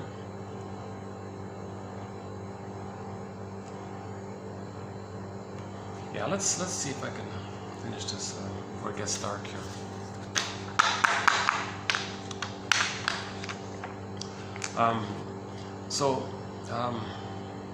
There's a whole body of knowledge about the Stinger personality patterns. Okay. Those traumatized before 18 months. And there's a body of knowledge about babies traumatized between 18 months and 36 months, the Klinger personality patterns. And also the relationship between the Klingers and the Stingers. There's a whole thing there. And the reenactment by the Stingers is the aggressive one, where they shame others, thinking they're shaming themselves, being loyal to the mother who shamed them. So they're hurting others to replay how the mother hurt them, hence the Stinger idea. The Klingers are more benign. They just coax others to reject them, to replay the record of mother rejecting them. Okay, so every neurotic, so neurosis is the petrification of an inner conflict. Baby has these needs. The memory is the pain, hence the conflict. It's repressed. The trauma clicks in the repetition compulsion, but there's a conflict. It's repressed. It makes the person neurotic because they're not going to enjoy the present. They're not going to have a reality ego to know their interests to express. They're just still in the past, replaying the past, distorting the present to fit, wrenching the present to fit the past. So they're neurotic like that, right? Every neurotic is a music enthusiast, but he only has one record. This 45 that we're talking about, this Cry for Love. He carries it with him everywhere he goes. Every time he sees a turntable, with never-ending fiery ardor, says Bergler, he spins off that tune. He recreates that scene in the present. The present's a new edition, replay of that past, so he's going to orchestrate it. Masterson calls it transference acting out, like actors. They're going to act it out like actors, co-actors. Who's going to play him? Is he going to play the shaming mother and get others to play him? Or is he going to play himself and get others to play the shaming mother? He's going to recreate the whole kind of thing. The Stingers do it in a painful way, or where they see themselves onto others. So to be loyal to the mother who hurt him seeing himself onto others, replaying the record of mother hurting him, but him seeing himself onto others, the behavior is he's hurting others, thinking he's being loyal to the mother who hurt him. At the same time he does this, he's reminded of originally how the mother hurt him. Hocus pocus, auto-hypnosis, double focus. The one he just hurt, we'll say, is the cause for why he's feeling badly in the present. In other words, when he shames others, he's reminded of how the mother hurt him. But he's loyal to the mother. He's trying to protect the mother, save the mother. So he won't say the mother hurt him. He'll just say, he'll flip it around. He'll say the victim he just hurt is the mother from the past who hurt him, and that's why he's feeling badly now. He'll think that the person in the present is the mother in the past who hurt him. In other words, he's hurting somebody in the present. And he feels badly by the memory of mother hurting him. He'll say that the person he just hurt is the cause for why he's feeling bad. Doing this protects the mother. He's loyal to the mother. The baby can't make it without a mother, so he's got to protect the mother. So that's why it's so tight and stubborn. And then he cloaks the whole thing over with a thing called rationalization, wanting to give the appearance of being reasonable. And there's a whole body of knowledge of how to do this: rhetoric, logical fallacies, the propaganda and the advertising, all these tricks, duplicity, projective identification. A lot of proverbs talk about some of this stuff. And so we do cover some of that area. So there's a thing called rationalization. You want to give the appearance of being reasonable, so you don't look psychotic. So you look reasonable, but what you're doing is psychotic underneath. It's psychosis-like, it's perverse-like thinking, as discussed in the last video. It's psychotic, right? To shame others, thinking your mother's you're gonna get the love that you needed back in the nursery. That's psychotic. That's not real. Really, shaming others in the present, somehow magically you're gonna be zoomed back in the time machine, and your mother's gonna give you the love that you needed because you were loyal to her and you imitated her and you thought you were trying to save her by giving her what she needed, by imitating her. So that's psychotic. But you cloak it over by sounding reasonable. So there's the funny thing. Danielle Kunadas discusses this. They use conscious, reasonable secondary mentation, defense mechanisms to hide the primary process. Psychotic defense mechanisms is underneath. It's blurred up. Shall I compare thee to an onion? If you layer away the onion, underneath is the crazy stuff, right? The Alice in Wonderland, the cat said it's mad in there. That's what they mean, right? So they're hiding the mad fantasies. Why? Because they're loyal to the mother. Why? Because they're trying to save her. Why? Because if they save her, maybe she'll change her ways and provide the love the person needs. So how does that work? Well, if the mother doesn't give love to the baby, she's hating the baby.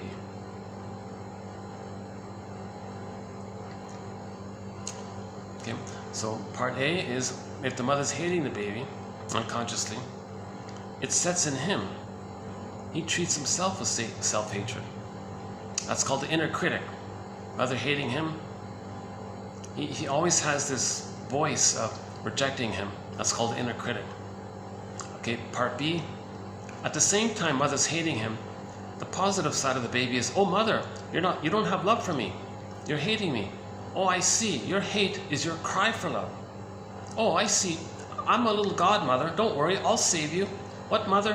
When you were a baby, you didn't get the good mother yourself? Well, I'm a magician. I'll be the good mother that you needed back decades ago.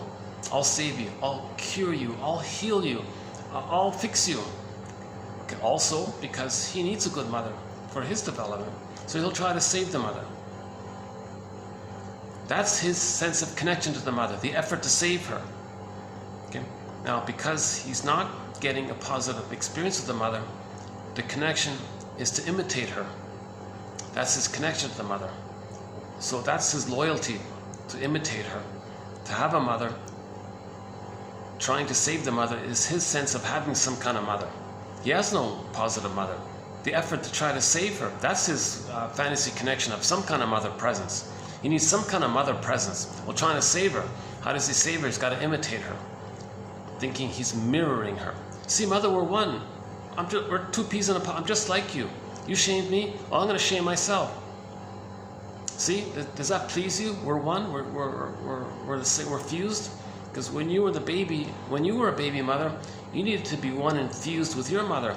Well, if I'm imitating you exactly, then that should do it, right? No nonsense. The baby's trying. Now, when he hurts himself, that's too much painful.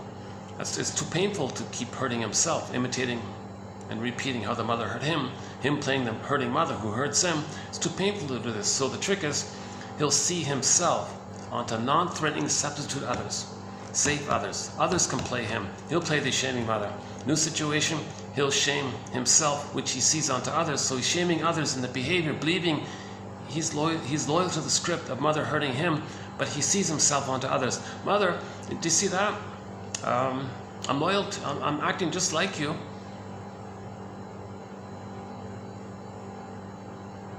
The mother might not be pleased. Wait a minute, you're seeing yourself onto others. You're not really hurting yourself. Oh, mother, you're asking too much here.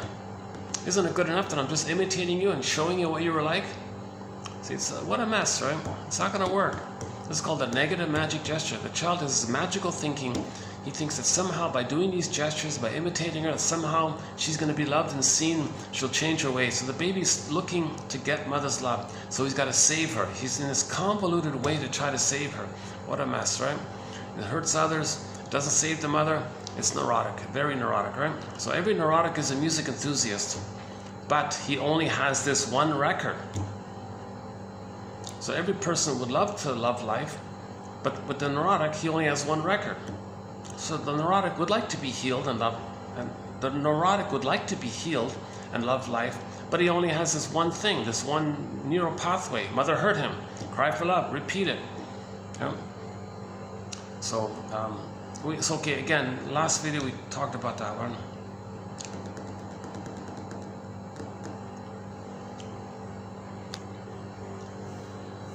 Yeah, I feel like I'm not doing this great justice this time here, right?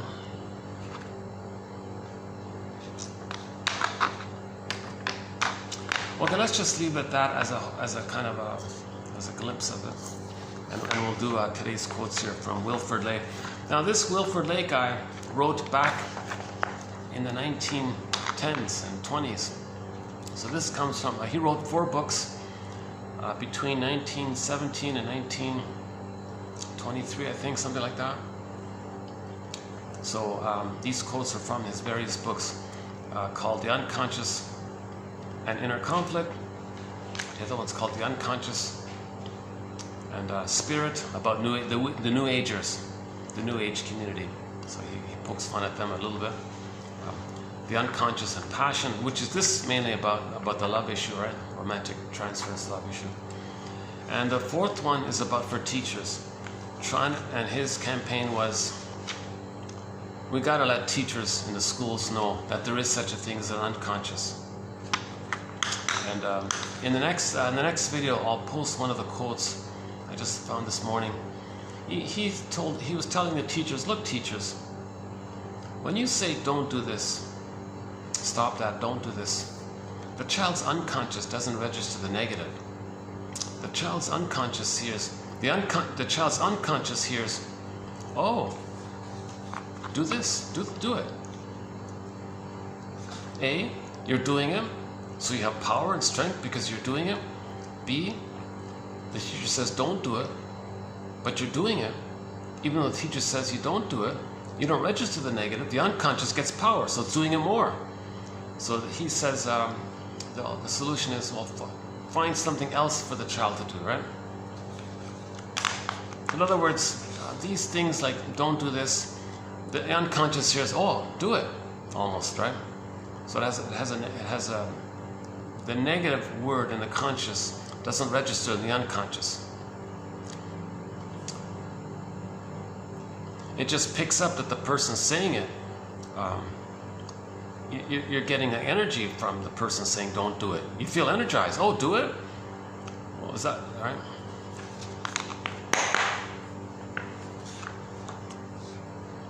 So it'd be better to say what you want, like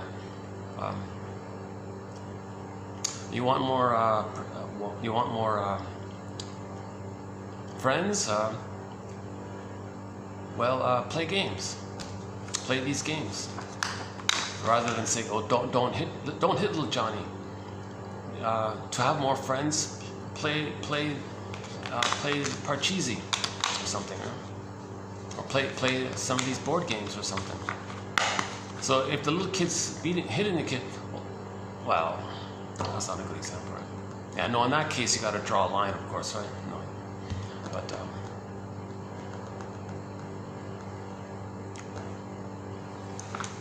So don't ignore the little kid. Ignore the kid. Well, if you want to be important,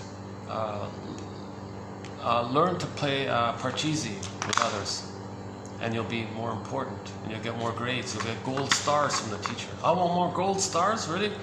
If I play with the kids, I'll get more gold stars. See, offer an alternative thing to do, rather than just simply saying don't do the thing that you're doing that you don't like, right? Or how about in business? Well, why don't you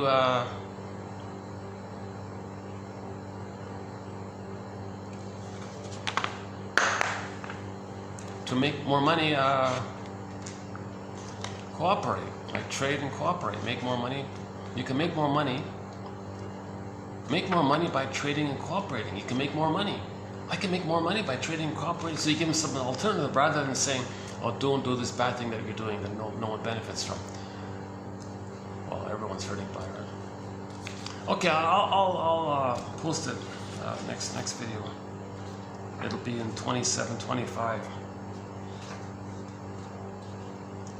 Anyway, that was his point about if teachers understand that the unconscious doesn't register the negative, then teachers won't just say, "Don't do this."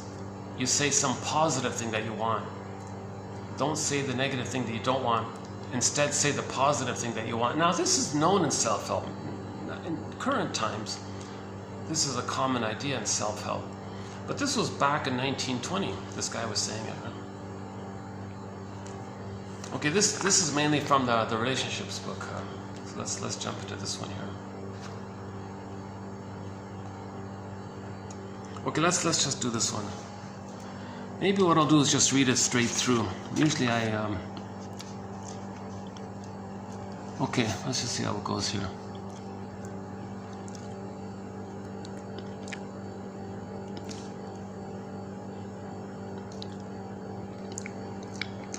A woman, hold on a second, let's try this.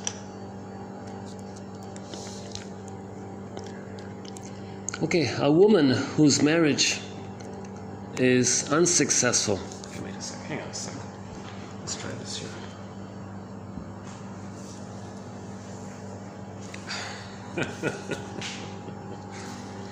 Boy, see, I didn't get a... All right, let's try this. A woman whose marriage is unsuccessful on account of repressed passion, generally on account of the repression, lets it express itself as it will in indirect forms and lives on with her husband in externally placid married relation. She is, by hypothesis, one whose husband is her soulmate alone and not her body mate. They may or may not have children. If they do, their children will miss something from their home life. They know not what. Either it will be the father's occasional caress of the mother, or vice versa, or some of those apparently trivial, tender acts that create in the home the atmosphere of perfect love. The children will go forth into the world deficient in the proper foundation of love emotion, partly at least from having been strangers to it in their childhood home. So the theme here is the famous split.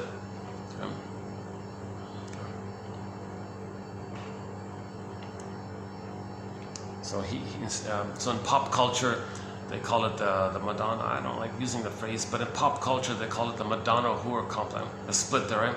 Like your feelings in one area, but your physicality in another area. Right? So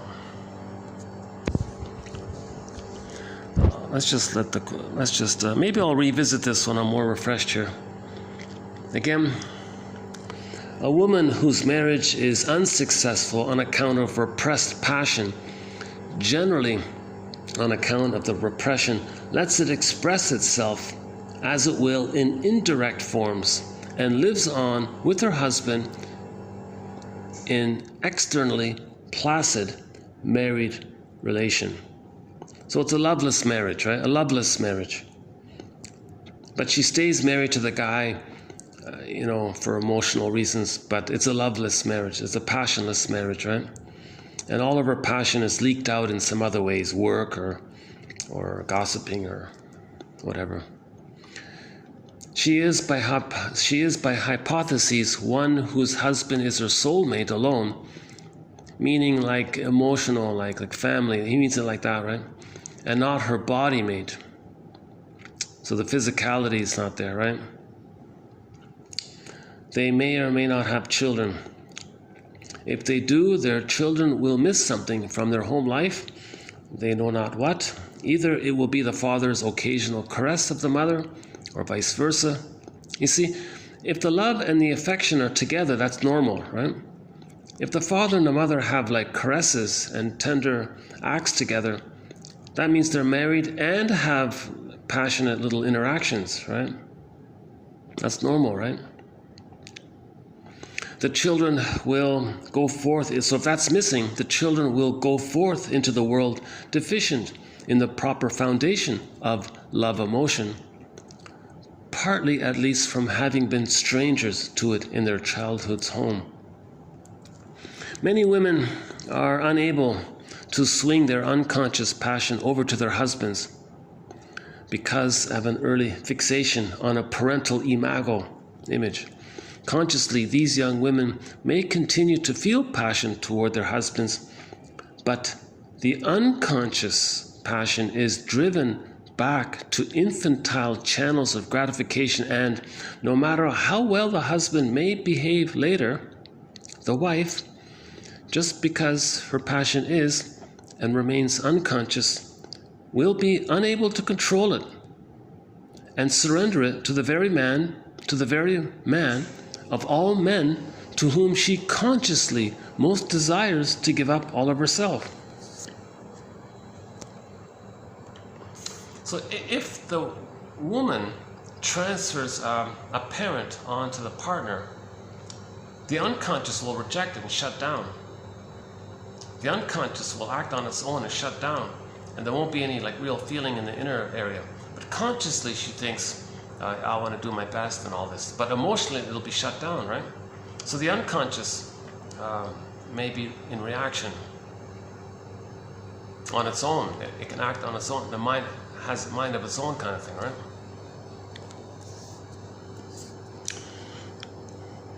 In cases where the wife's unconscious passion is not directed toward the husband, the emotions associated with that unconscious passion cannot be tolerated by the husband. No husband can tolerate the conscious or unconscious passion of his wife being directed to any other person than himself. With such a wife, he can have no true sympathy. And mutatis mutandis, the same may be said of the wife whose husband's conscious passion is directed to her, but his unconscious passion is deflected from her, either fixated upon the husband's mother imago or attracted outside of marital bonds by some other woman. Yeah, there's a book called When He's Married to Mom. If the guy's married to mom in his mind, if he has a mother complex, he marries the lady, she'll feel something's missing. You're not fully here in this relationship. Because he can't leave the mother yet. He's loyal to the mother. He consciously wants to be loyal to her, but his unconscious shuts down, kind of thing. Then now you're entering into the famous split, the so-called mother whore. So the wife will be the mother, and the physical will be on a separate. It'll be split like that. The body-mind, famous split between body and mind, right? Mother whore, body-mind split. Bernard Shaw said that the woman always does the choosing, and that the man has no part in it whatsoever. Setting aside for the moment the probability, estimated at about 50%, this is back in 1920, right? That the woman herself has a parental imago that is practically doing all the choosing. If a person has a mother complex, parental complex, that's doing the choosing. That's the one that makes a person fall in love. Puppy love, infatuate, love at first sight.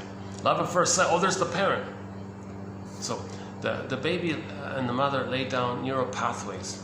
If there's a problem there, it's unfinished business with the mother. So the unconscious is scanning in the person who resembles the parent, because they want to flare up, that wiring, and that's the oneness of the parent. So in puppy love, infatuation love, love at first sight, spellbound, love trance, can't live with you, can't live without you, this wild excitement, love at first sight, this whole thing is that somebody in the present has the same psychological personality to the mother. That triggers the neural pathways with the mother. So the person in the present is regarded as an emotional reincarnation of the mother. Now you transfer the unfinished business with the mother onto the partner in the present. Hence the play title, I love you, you're perfect, now change. Okay? So the person in the present is not being loved for who they are. They just trigger the wiring with the mother. So that excitement, the baby felt one with the mother. Now the hope is, okay, finally mother's gonna do it right, continue the process, change her ways, meet the baby's needs, and get a proper wiring. So there's a great hope, a great excitement, a great bedazzlement. The way the baby's bedazzled when he's one with the mother. The person in the present triggers that bedazzlement. So you're just feeling this whole infantile thing with the nursing. The person in the present happens to have a similar personality like the mother. So it's triggering up the dynamic and the unfinished business with the mother. So that's the imago doing the work. So the unconscious chose that person. You didn't consciously choose that person. Your unconscious chose that person because that person reminds it of the mother that caused the problem. Now you say, I love you, you're perfect, now change please. Title of that play. Now the person doing this at the same time, the unconscious wants to make the person conscious by inference. The unconscious says to the conscious, hey conscious, I'm getting you to feel bedazzled by this person. I'm trying to tell you what your mother was like. Because she's just like the mother, that's why everything's so exciting. So now you're going to be disappointed by her because she can't be the good mother in the past and change her ways. She can't invent a time machine change. You're going to be disappointed. You're going to say she's a heartbreaker, she's a liar, she's a cheater, she's so cruel, she's so cold. You're going to say all these things. I'm going to get you to realize this. I'm going to bring this all up. And all these negative things you're going to say about the partner who refused you, unrequited love, all these songs. That's how you felt with the mother. I'm trying to get you to be conscious of the interaction between us, you and the mother, right? So I'm getting you to choose someone who reminds you of the mother so you can be present now of the feelings that you didn't know that you forgot that you had in the nursery. In the nursery you had these feelings, but it was repressed. You don't remember it. It's amnesic memory. The unconscious is saying, I want amnesic memory to become a conscious memory. So we had a quote where the guy said, oh, I get it now. My unconscious made me do this to make me realize if this person's just like my mother, now I know my mother didn't provide that kind of love that I needed. And they're not going to get it from that person because that person isn't the mother in the past. So you give up the whole exercise because you're aware. The idea is to be aware and mourn the loss that you didn't get the love that was needed. Because you're not going to get it by the partner. Because nobody in the present can be the good breast mother in the past. So he calls it the imago, the image of the mother. So the brain has the image of the mother. He might distort it by blending in other things and his feelings, creates an imago of the mother. So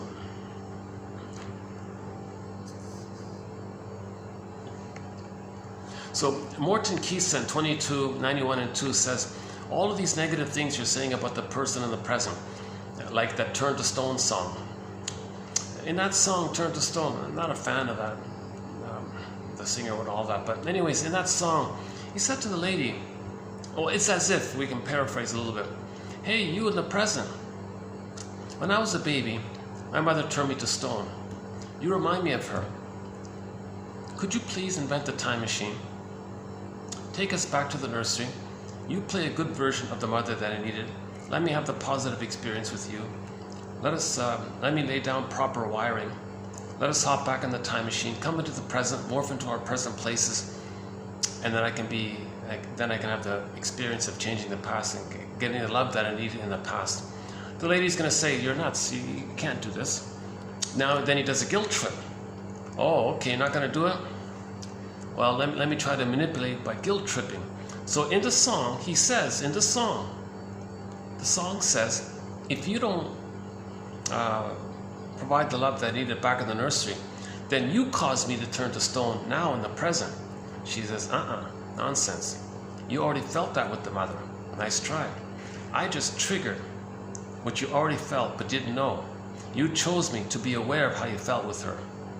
Oh, is that how it works? So that's the inferring mind kind of thing. So it's unfinished business with the mother. It's frozen, unfinished business. So now you meet your mother again. You're excited. You're elated. You're back there. The wiring has come up. You're back there. So now you've been waiting all this time, but there is no time. But you've been waiting all this time anyways, but there is no time. Now you're back there. Now you're one with the mother in emotionality. You're fused there. That's the honeymoon phase, the blissful oneness, unico, mystica, mother-infant dual unity, undifferentiation, merging, fusion. Love conquers all. Two of us. We can do it. You're back in that great excited phase, right? Now the baby had that with the mother, but it was pained, it was insufficient. So you're looking for someone who reminds you of the mother to get back to that place because you want to finish the unfinished business with the mother. Now the whole present frustration is to make a person aware of your original frustration, which was repressed. Now Hermes flies across. That's narrative medicine. That's narrative medicine. So that girl in that Turn to Stone song can say, well, aren't you going to thank me? I unknowingly, I'm helping you to know how you felt turned to stone by the mother. I kind of played a helpful role in a way, because if I reminded you of her, at the same time the woman might say, this is all very depressing. What do you mean? Well, am I just like her who caused that? Geez. Plus, now another point is, the person who's attracted to her, he's only going to be attracted to someone who's dysfunctional like the mother. So maybe she's disappointed like that. Maybe if you're attracted to me, geez, I guess I'm not as healthy as I thought. Now the woman might be doing this mutatis mutandis. What is it again? Mutatis. We had it here just a minute ago. Mutatis mutandis.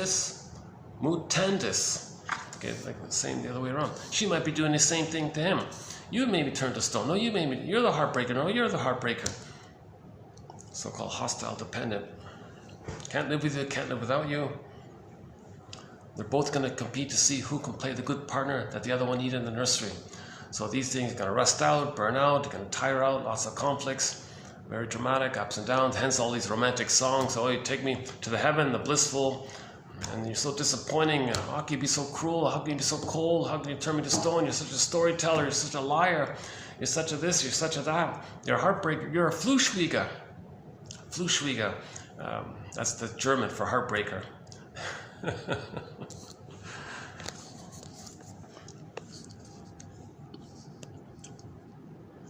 Again, Bernard, where is it here? Oh yeah, Bernard Shaw, is that right? Bernard Shaw said that the woman always does the choosing and that the man has no part in it whatsoever. Setting aside for the moment the probability, estimate at about 50%, that the woman herself has a parental imago that is practically doing all the choosing. We may then consider what the choice consists in on the part of women, not so determined by the fixity of the specifications of their unconscious passion. So he's just making a distinction here. If the woman's healthy, how does she choose? But if she's neurotic, how the neurotic part chooses? So if she's healthy, she'll choose in a conscious way. But if she's dysfunctional herself, with the mother complex herself, sees the frustrating mother onto the husband. A lot of women say this, that their first husband was just like the mother. Sometimes, funny, sometimes there's a lot of transfers going on, right? Sometimes a person, the mother might transfer her rejecting mother onto the father character and choose someone that reminds them of the father, but the father is a displaced placeholder for the mother underneath. Shall I compare thee to an onion? So at first she thought he reminds him of the father, but then later she realizes, oh my God, that's not true. You're actually like the mother. So the woman was still looking for the mother because she transferred the mother onto the father. Sometimes the fellow wants help to leave the mother, so they're choosing a woman who reminds him of the father to help them leave the mother. See, this is the whole Oedipal issue, right? No one got enough love to know themselves, so they're still going back to that old place, trying to get the love so they can go through the separation, individuation process. Man's main task is to give psychological birth to himself. So they're still trying to get that psychological birth of knowing themselves, leaving the mother. Okay, so there's a developmental process between birth and three. Okay, roughly 3 phases: birth to 4 to 5 months, extended paradise; 4 to 5 months to 18 months, the world's my oyster phase; 18 months, the narcissism dissipates. Now it's the now voyager phase. The child has different needs in those 3 blocks of time, which we have talked about several times in other videos. I'm not going to do it here, but the child has these developmental needs.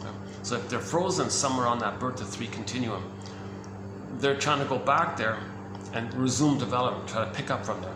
Now the thing is, if the couple's conscious of what's going on, that they're trying to correct and replay the past, the developmental past, and they're conscious of it, it's embarrassing and they know it, but they're conscious of it, they make I statements together. The marriage can become a psychological therapy path together. They can grow together, they can heal together by making I statements.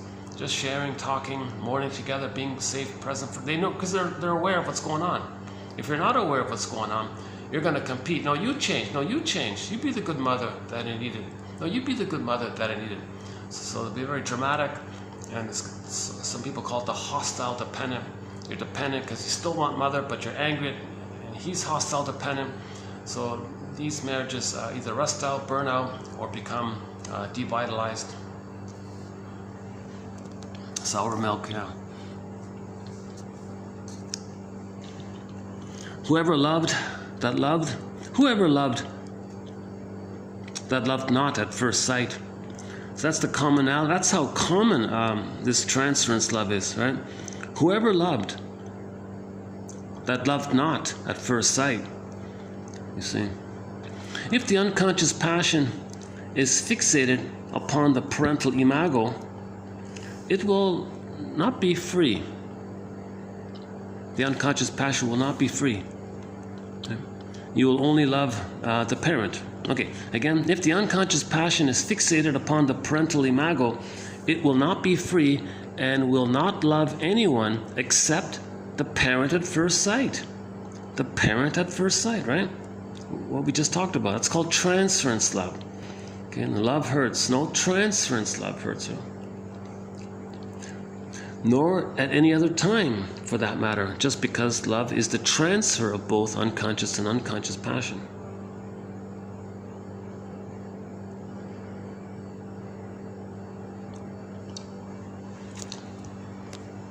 And he was saying if you try it, you'll shut down inside. Is that coming up here? Sometimes men with the mother complex succeed by chance in marrying their choice. If such a man does, he finds his wife after marriage as inaccessible as before because of her unconscious perception that he is merely a child seeking a mother. Did I include? I didn't include it in here. Is that yeah, he talks about this incest taboo. That's why she shuts down. The unconscious shuts down. If the guy if the Don Juan marries the pretty girl or whatever, she's gonna be cold. She'll be detached within, because her unconscious senses.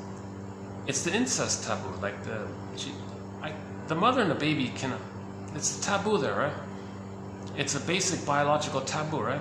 So the woman will shut down if her unconscious senses.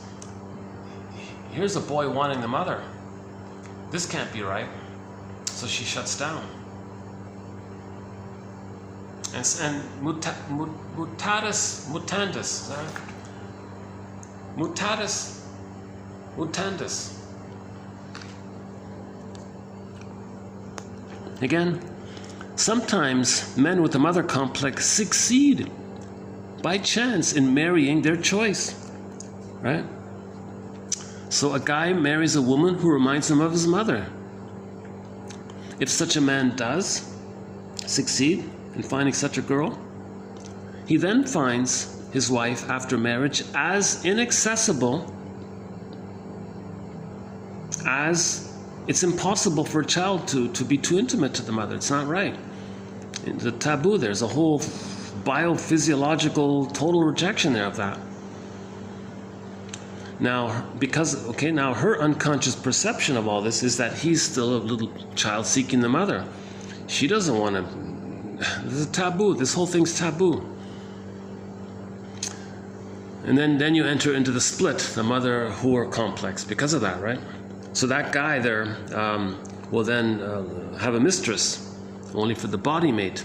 So he marries the wife, that's his soulmate, that's his mother, and then the split is the mistress girl, right?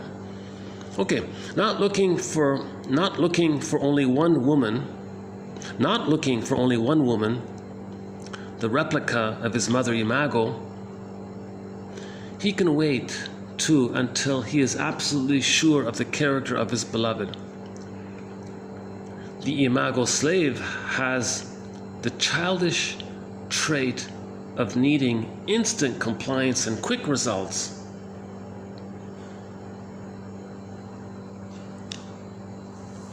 Okay. Yeah, if he has that love at first sight thing, oh, gotta get married right away, like instant, like he's got that quick, wants to get back to the mother and resume development. So he has this impulsive thing. That's what the next quote is about. The woman in the matrimonial roadster must be given time in which to sit down comfortably, wrap herself well, dispose of necessary baggage, and prepare her mind for the trip. But a large number of young husbands are speed fiends and make a quick getaway themselves, while the wife still has her foot on the running board. There are men who are unable to control themselves in such a way as not to be speed fiends. Those are the men for whom woman means only mother. And from them, nature has taken away the possibility of true happiness in married life by depriving them of ever being able properly to know and appreciate true non-maternal femininity. For such men, right? Women fall into two classes, mothers and prostitutes. And the irony of the situation is that they make prostitutes of their mothers by making mothers of their prostitutes. These two classes contain for them all the women of their world, a world which does not include the women for whom they might feel not only affection, but also both unconscious and conscious passion. So there's the so-called split, right? In which a man, quote, loves two women, sometimes called the soulmate and the body mate. Okay, that's the Madonna whore thing. Okay, or the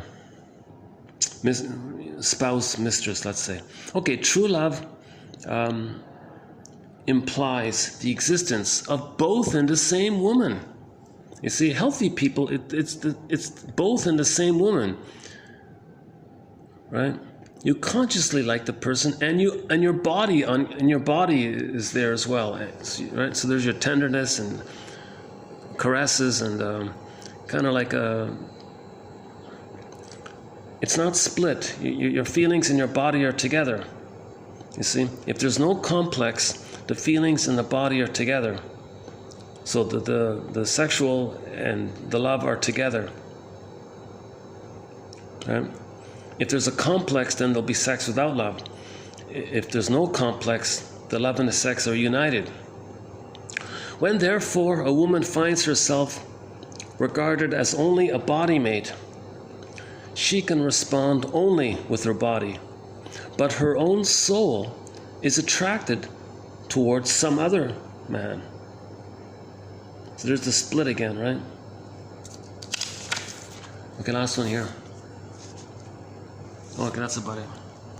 Yeah, this needs a lot of work. We haven't done much about this topic, actually, this so-called split. The lady can do it as well, right?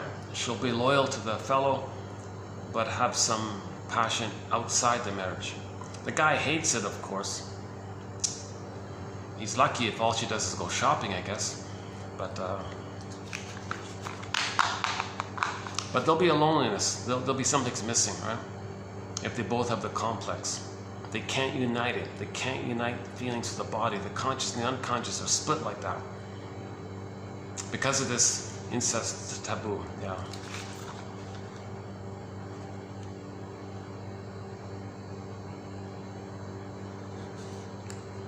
He's traditional, yeah. He does quote a lot of Freud in here, so I kind of kept that out, but...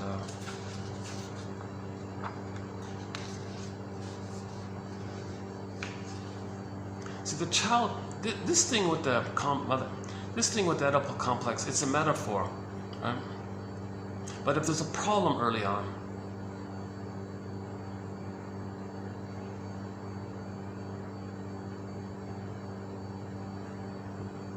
yeah, I'm not clear on it myself, to tell you the truth. There's a whole topic about loveless marriage, loveless marriages, right? So they're married, that's your so-called, he calls it here, that's your homemate, your soulmate, like homemate, he means it that way. But your passion, your body, your physicality one, right? So this is the guy that has mistresses, right? He's loyal to the wife. He won't leave her because that's his mother. He's loyal to her, he's dedicated to her, will spend his whole life with her. But all of his free time, all of his happiness, all of his playful, exciting, good times will be with the mistress, right? So it's split like, so why is it split like that?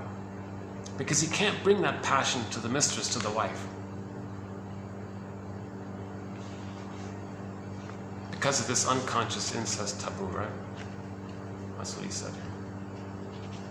And the unconscious rejects it, or shuts down by it. Either he shuts down if it's on her, or she shuts down if it's on him, or they both shut down. And no one makes a choice about it. The unconscious shuts it down. The unconscious shuts it down. And they become detached and aloof. And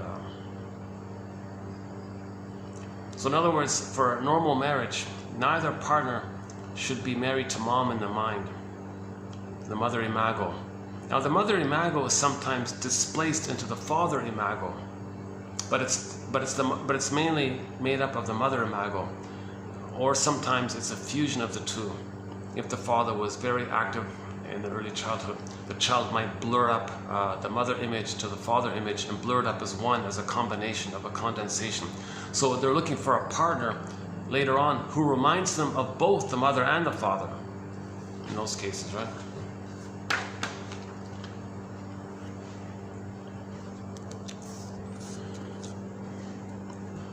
You know, it's funny, I thought this was an easy one, but I'm not realizing. I'm kind of a little bit stuck on this one.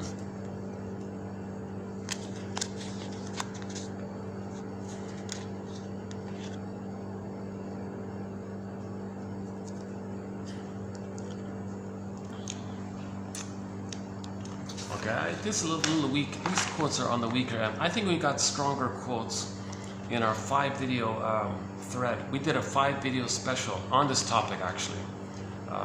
On the copy page, there's a link to it. We did 5 videos on this transfer and stuff.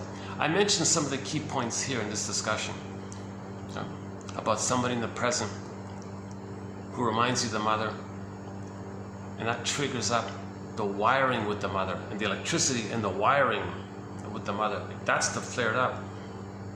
The person just triggers that flaring up with the mother. Then you transfer the mother into the partner, but the emotionality is with the mother, the unfinished business with the mother. So you're hoping the partner in the present can be the mother. You think the partner in the present is the mother in the past, and now you're back there, and now finally you're going to get the love that you've been waiting for all your life. So that's one of the points in there. Our main song, our song we played was the Doobie Brothers. Their song called What a Fool Believes. What a Fool Believes. You're really a fool to believe that if somebody reminds you of your mother in the present, that you're going to get the love from your mother back in the past. It's nonsense.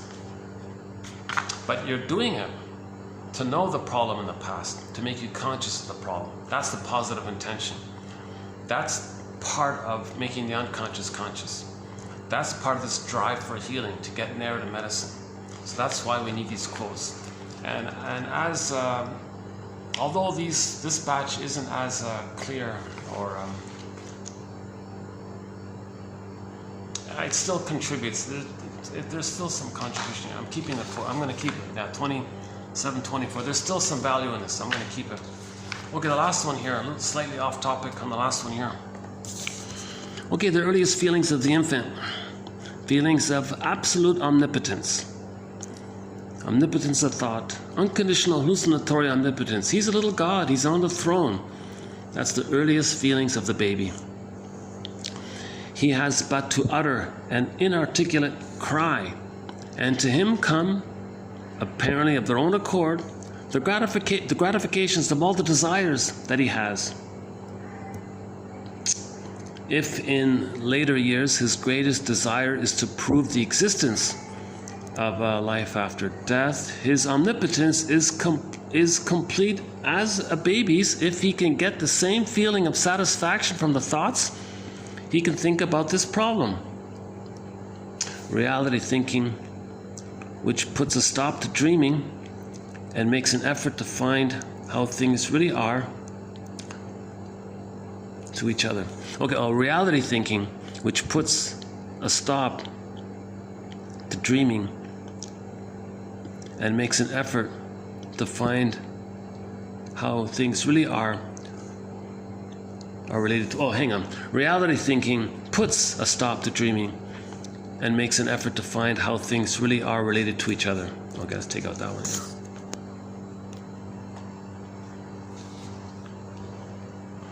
That's a new thought. I thought, let's try it. Let's experiment with this one.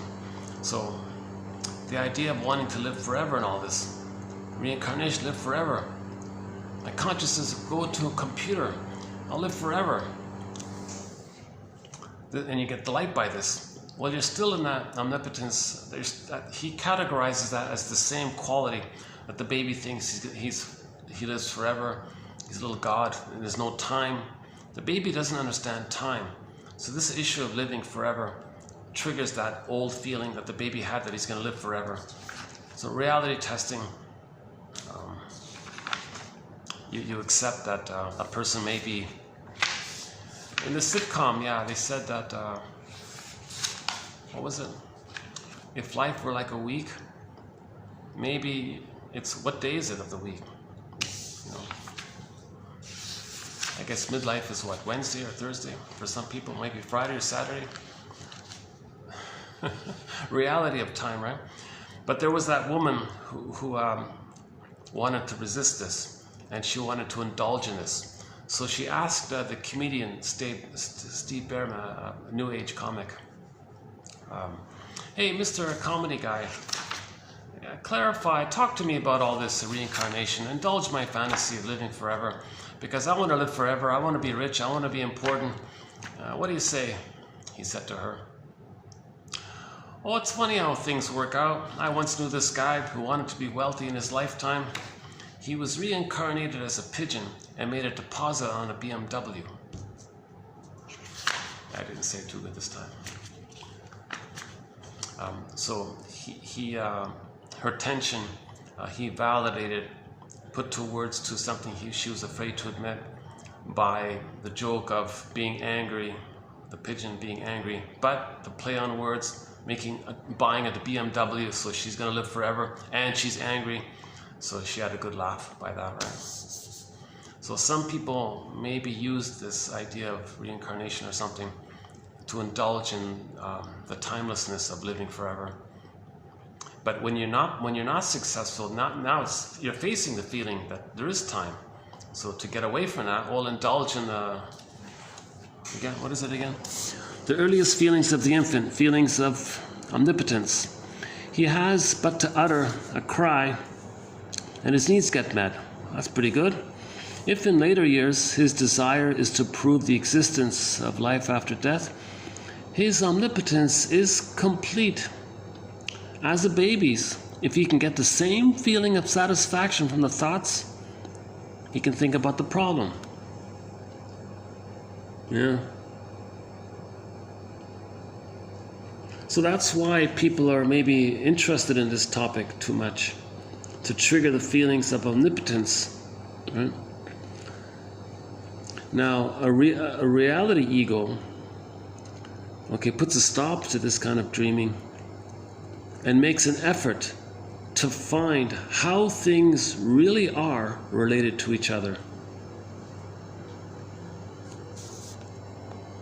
So my inference here is that this topic of dwelling and fantasizing about life after death, too much reincarnation, that's an inference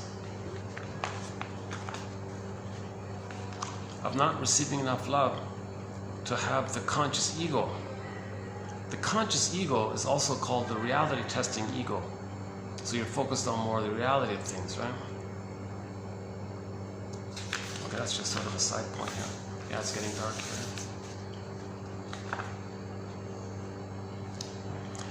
Yeah, this I've had a hard time speaking this video because I didn't. I think I got like 4 hours or something last night. But yesterday was good. I was refreshed in yesterday's video, so that's a good one. If you want a good video, I think 2723 was a good one. Also by the same author. That was a good one. This one I feel like I should redo this almost.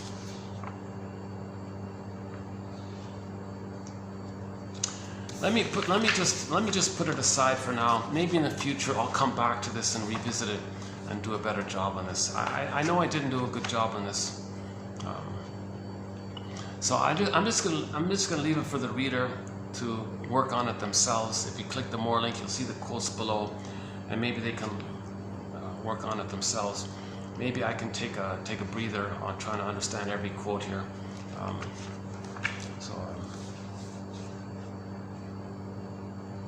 I'm kind of in enthusiastic. I'm currently in a bit of an enthusiastic mode with Mr. Lay here, his 4 books here, and the next video will continue as well with his work.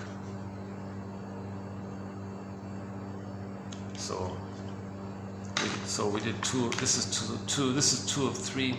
The next video will be the 3rd of 3. Yeah.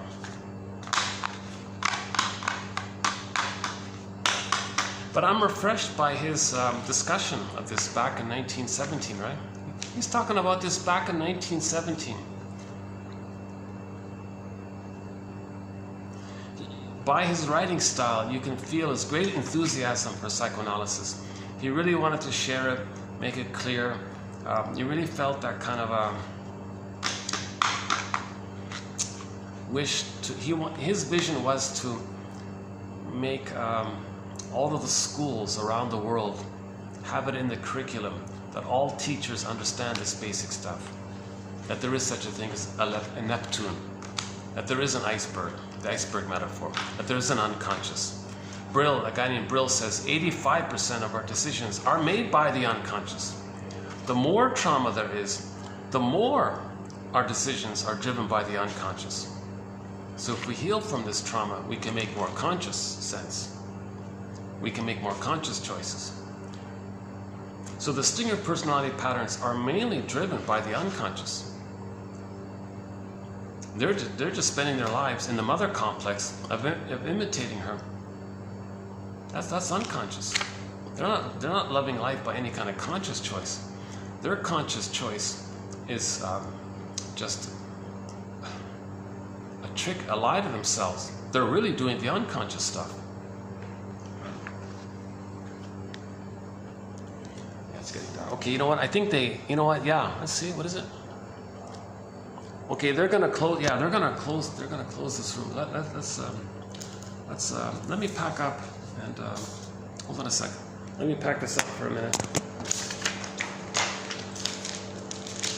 And we'll go outside.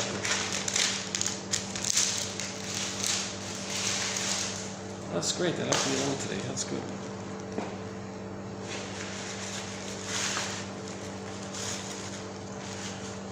I've had 2 good days lately. Yeah, I've been lucky. Yesterday and today. Staff have been very accommodating. Appreciate it. How about this? Finished? No, not yet. Now I could take a peek upstairs. Let's see. Let's see if by chance we can go upstairs. Yeah, it's busy, huh?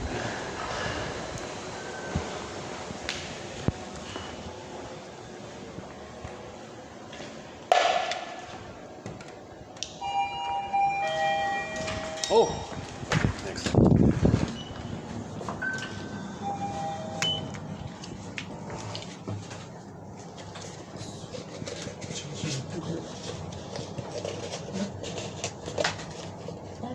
ヒッチョクラブが筋トレできて絶対する気はない。 All right. Oh, it's quiet up here. Hey, good. Oh, no, they're preparing for something. Okay.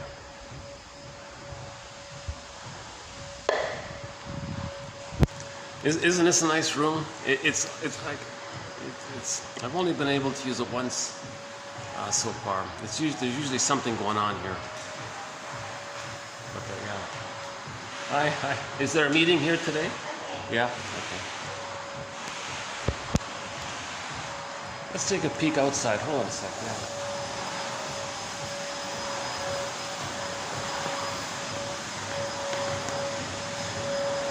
Oh, wow. Honey mustard chicken sandwich.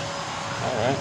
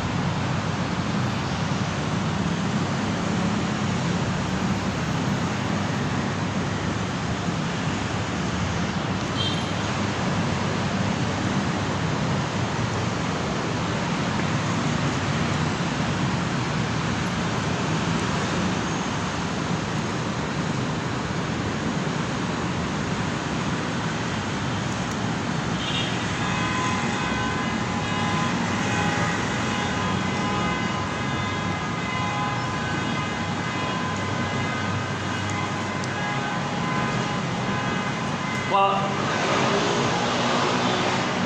I've done some good videos, so I'm gonna let it be okay for myself at least to let a few mediocre videos in. Today's one of those mediocre videos. I didn't speak clearly. I stumbled in my words even more than usual. So my give back is that the quotes are posted below. But the bigger give back, I think, is the coffee page link, where one can get these 10,000 quotes, 2,000 pages, 10,000 quotes for the price of a coffee through the coffee page link. So you'll see it below there. That's an incredible offering. I have lots of praise for this collection.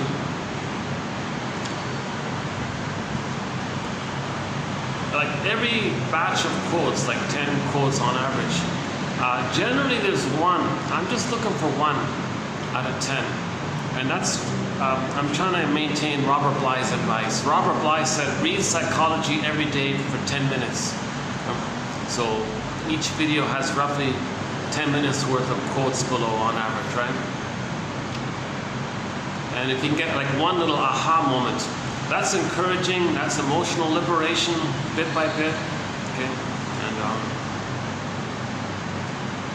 getting more of the self, making more sense. Kristen Wilson says, if you don't feel connected to yourself, you don't have that sense of self, if you feel frozen or all this, then you're not really making sense. Literally. If you feel disconnected from yourself, you're not making sense. If you're not in your body, she says, you're not making sense. Literally. And then it's all this disembodied discourse that causes all of these confusions and problems. Enter the 48th or the 40-something symptoms of Homo traumicus. Plundering the planet to replay how the mother plundered the baby. Really, you want to destroy the planet thinking that your mother is going to change her ways back in the nursery? That there'll be some kind of time machine? We're not making sense. If the baby was fed the powdered stuff, he felt he didn't get the proper good food. So he may want to wreck the food out there to be loyal to the mother who wrecked the food that he's supposed to get, identifies with the aggressor. And we go through the 47 points like this. So we talk about greed and envy and breaking the diversity, the pollution issue, the ecology issue, the whole Homo short-sellicus and the plunder and all the examples in that area. So that's a huge topic called the 47 symptoms of Homo traumicus. So we're not making sense. So what is everybody doing? What is all this disembodied discourse? All of this disembodied discourse, this duplicity, this lies, this acting out. And yeah, the violence, because the baby's emotion, the baby experienced emotional trauma. He may interpret that as receiving a physical violence. And then if we do enter in that CIRC quote, that's actual physical violence. He identifies with the aggressor, inflicts violence to replay how the mother gave them violence. So Jeanette Paris says that emotional trauma, the baby may have the same physiology as if he had physical violence. So then they identify with the aggressor, see others as innocent, be loyal to the mother, to replay the record of how the mother treated them. They see themselves onto others. The record said mother shamed them. They see themselves onto others. They play the shaming mother in new situations. So seeing themselves onto others and shaming others, thinking they're being loyal and true to the record of mother shaming them, being true to the mother, trying to save the mother. We're not making sense. Doing all these harmful things and breaking the ecology and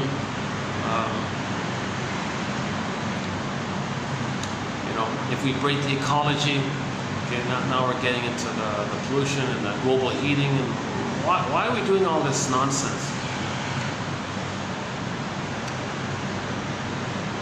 It's this convoluted cry for love, and it's layered over with all these excuses and lies, and we're not aware of it. We're Homo traumicus. We need these 10,000 quotes plus or whatever to help us lift the shirts, like lift the onion, kind of thing. It's not bad out here. Yeah, hang on a second. I wish I were in a fresher mood here. I'm sort of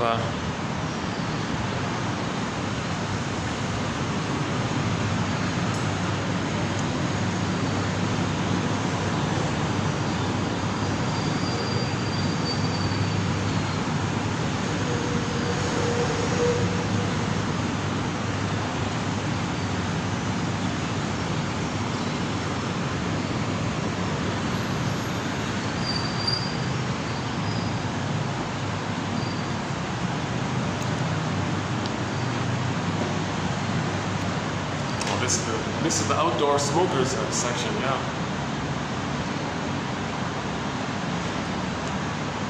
Yeah. Nice little hotel. This is a very nice little hotel, yeah. It's packed here, like it's a but it's a nice little place, yeah. In this little district, in this area here, As far as I can tell, there's only really 2 or 3 nice hotels. One, there's no space in it, so I kind of alternate between the 2.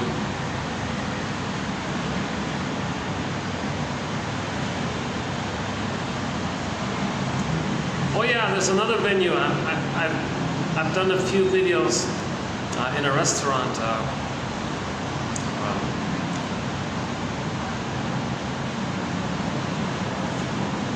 Okay, never mind.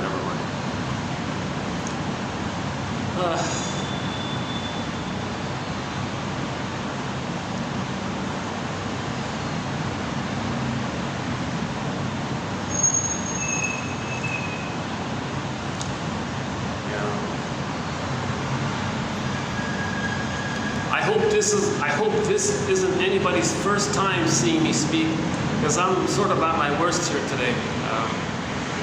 And the quotes today were a little kind of vaguish, right? Yeah. But there's still good quotes, although I didn't highlight how good those quotes are. I feel like there's still good quotes. Because even back then, right, that split was discussed. Right? He calls it the soulmate body mate, like a split like that, right? So your passion can't go to the person you marry because you married your parent, so it goes to an outside person.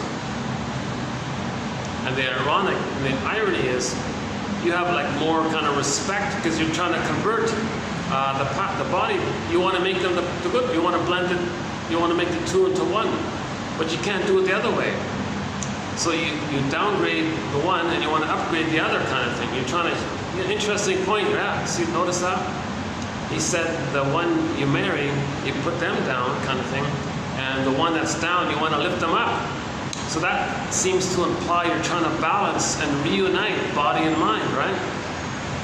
You want to get to a place of affection where there's tenderness and caress and gentleness and warm and affection with the one you marry. But you're not. But your unconscious was shut down if the one you marry is your unconscious parent for the past. You see. So we got to resolve this. He says you want to be imago free. He says if you're not imago free, then you're an imago slave. He says means you're going to do what the image tells you to do, right? The unconscious tells you, oh, choose them. They're the one. You're my first. Barry White song. You're my first. You're my last. You're my everything. Well, that's the mother. That's the imago slave thing, and you have this compulsion to marry them.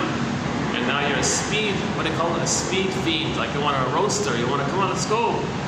And she's kind of like, well, what's going on here? My foot's on the running boards here. Well, hop in the car. Let's go. Well, I got to get used to this here. What am I getting involved in here? But he's in this urgent panic, right? Because he's been waiting his whole life to get the oneness with the mother. So he meets the mother via the partner. The partner is like a proxy for the mother. So there's this, like that kind of impatient, compulsive, you're the one, let's go, right?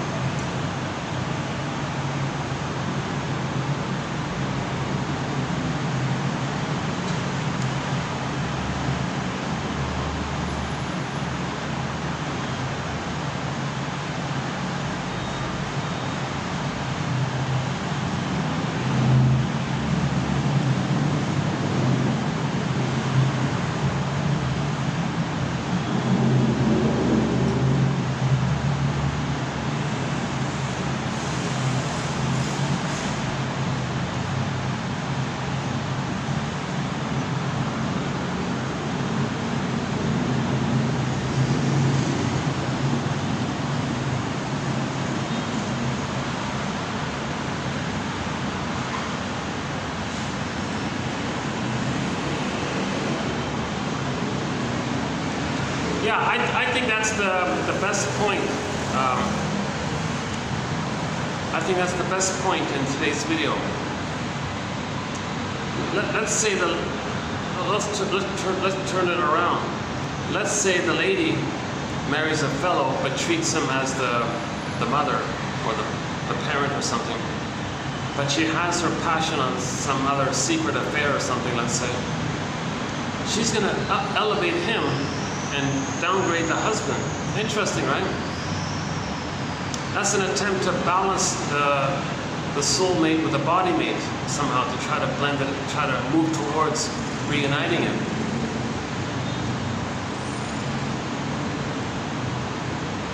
But no husband is going to tolerate that. Men aren't going to tolerate the being married to a woman who secretly has great love for some other character. Right? That's unavailable. Usually a married person, because the mother was emotionally unavailable. So she'll see, some women will only be attracted to married men because the theory is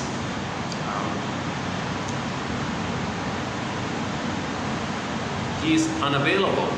The mother was unavailable. It's really quote, it's really quite explainable, sings Katie Lee in her song, It Must Be Something Psychological. She says that she likes him because he's unattainable. It's really quite explainable. We have 3 songs by the singer Katie Lee. Shrinker Man, It Must Be Something Psychological, and Properly Loved. Yeah, that song is pretty good, Properly Loved. She sings in the song, I have never been properly loved.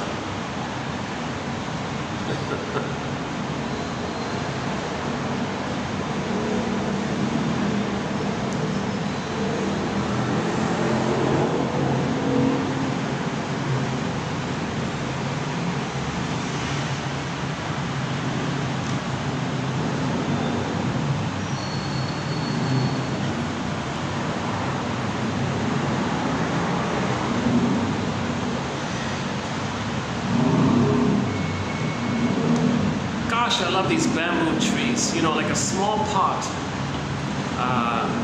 like a small base.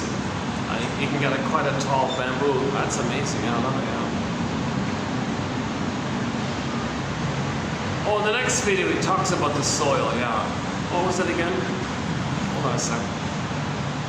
Oh yeah, he said these construction people, the architects and the engineers, when they make a building, they first analyze the soil. Is it stone? Does it need work? Or is there a pond underneath it? They got to divert the water from it. Is it mostly rocky? Is it mostly sandy?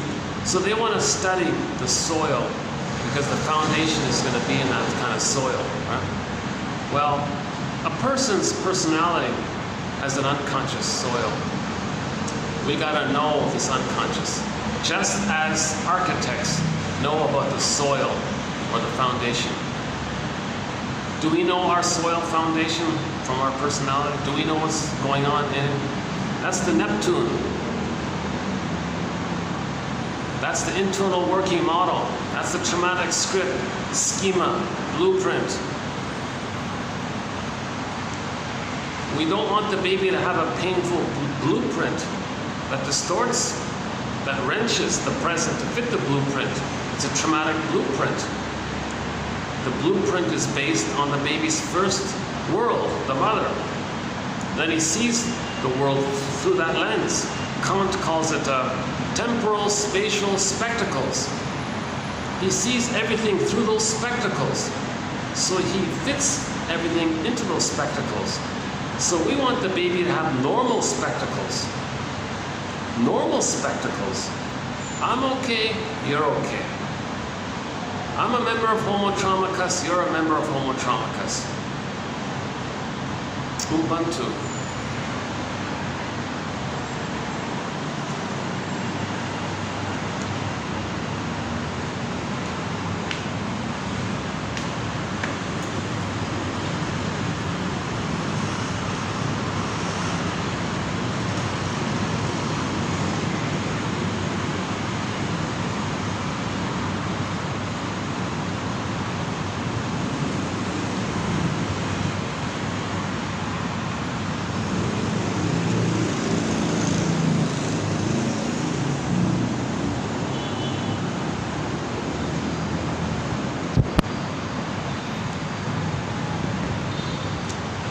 Yeah, it's not a bad night. Yeah, it's finally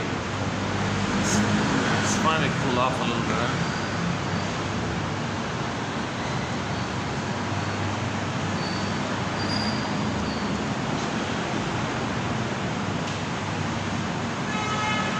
Is the lighting better here? No, it's not so good here either. That's not bad here. Yeah.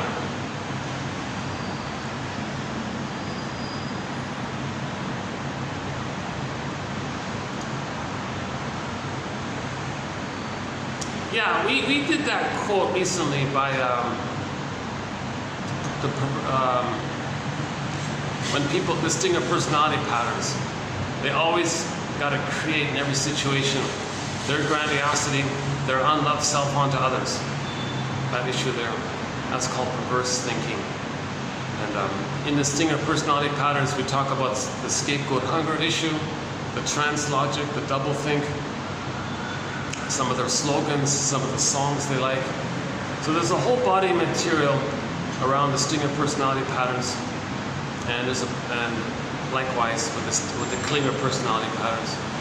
And in the Sting of Personality Patterns, included in that batch of patterns are the various narcissistic patterns. One of them I want to rename, if that's okay. Masterson describes one type of narcissistic personality pattern as the closet narcissistic personality pattern. But the way he describes it makes me think, why doesn't he call it the voyeur narcissistic pattern? And maybe for the closet one, it can be for people who don't know they have it. They're in the closet, and maybe they know it, then they express it. But the voyeur one uses others, the star ones, the more exhibitionistic one, okay, as proxies. And they, in their fantasy, believe that the proxy ones are expressing their narcissism. So that's the voyeur narcissistic pattern. So that's an update to Masterson's theory about the closet narcissistic pattern. So I'd like to think I'm making little contributions here. Right?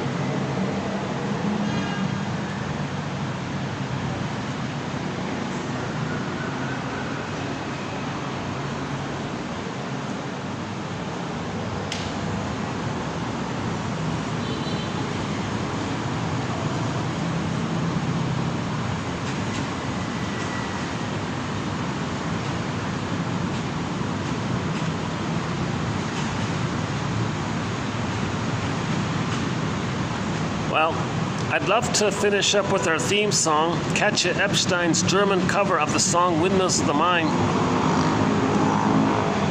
But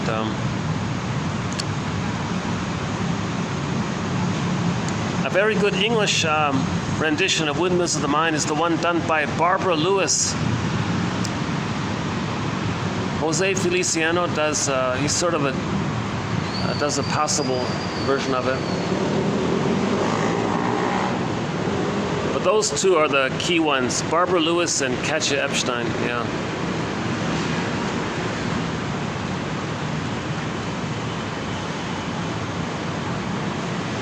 And yeah, back to that topic about the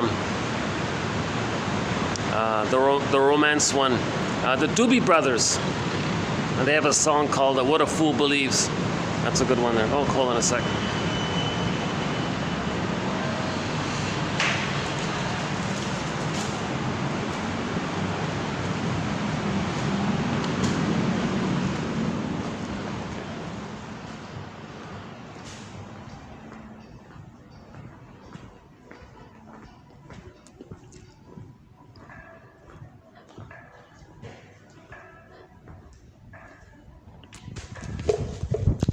Maybe I can finish up with this nice painting in the background. Yeah, what a nice painting, eh?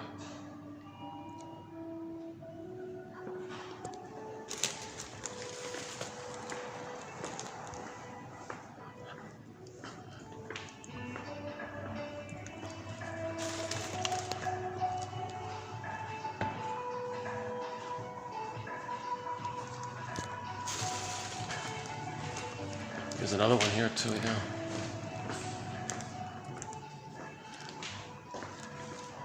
I love these paintings. They're nice, yeah. These are, I love these paintings, yeah. Oh, okay. Yeah. Look at that. That's a nice one, eh? Look at that. Oh, that's awesome, yeah.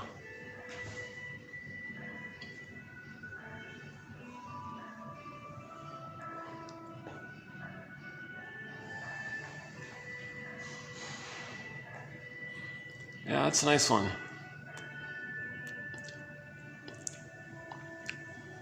You know, it reminds me a little bit of Chris Leiter's painting. Chris Leiter has some paintings.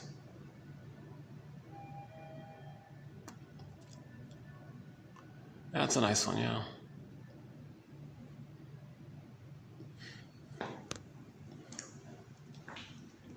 Well, let's just close it up here. So yeah, we'll continue with our, the next video we'll have some more quotes by Wilfrid, W-I-R-F-R-I-D, Lay, L-A-Y, Wilfrid Lay, yeah, and he's got some more good quotes coming out. Where can I get good lighting? Oh, here we go. Oh, that's better, right? Yeah. Okay, so I'll close the video here for today.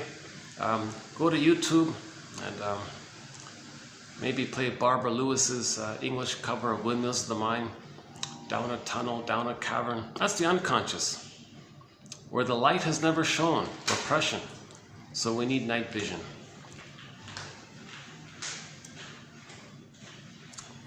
Okay, I better wrap it up here. All right, I'll see you soon, and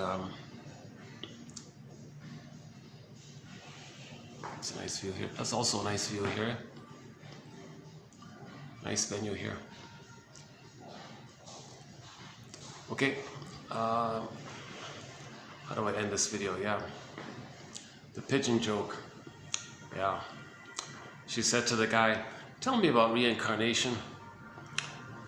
Oh, that's a funny thing. That's a funny thing. I once knew this guy who wanted to be wealthy in his lifetime. He was reincarnated as a pigeon, and then he made a deposit on a BMW. Okay. Okay, yeah, to be continued.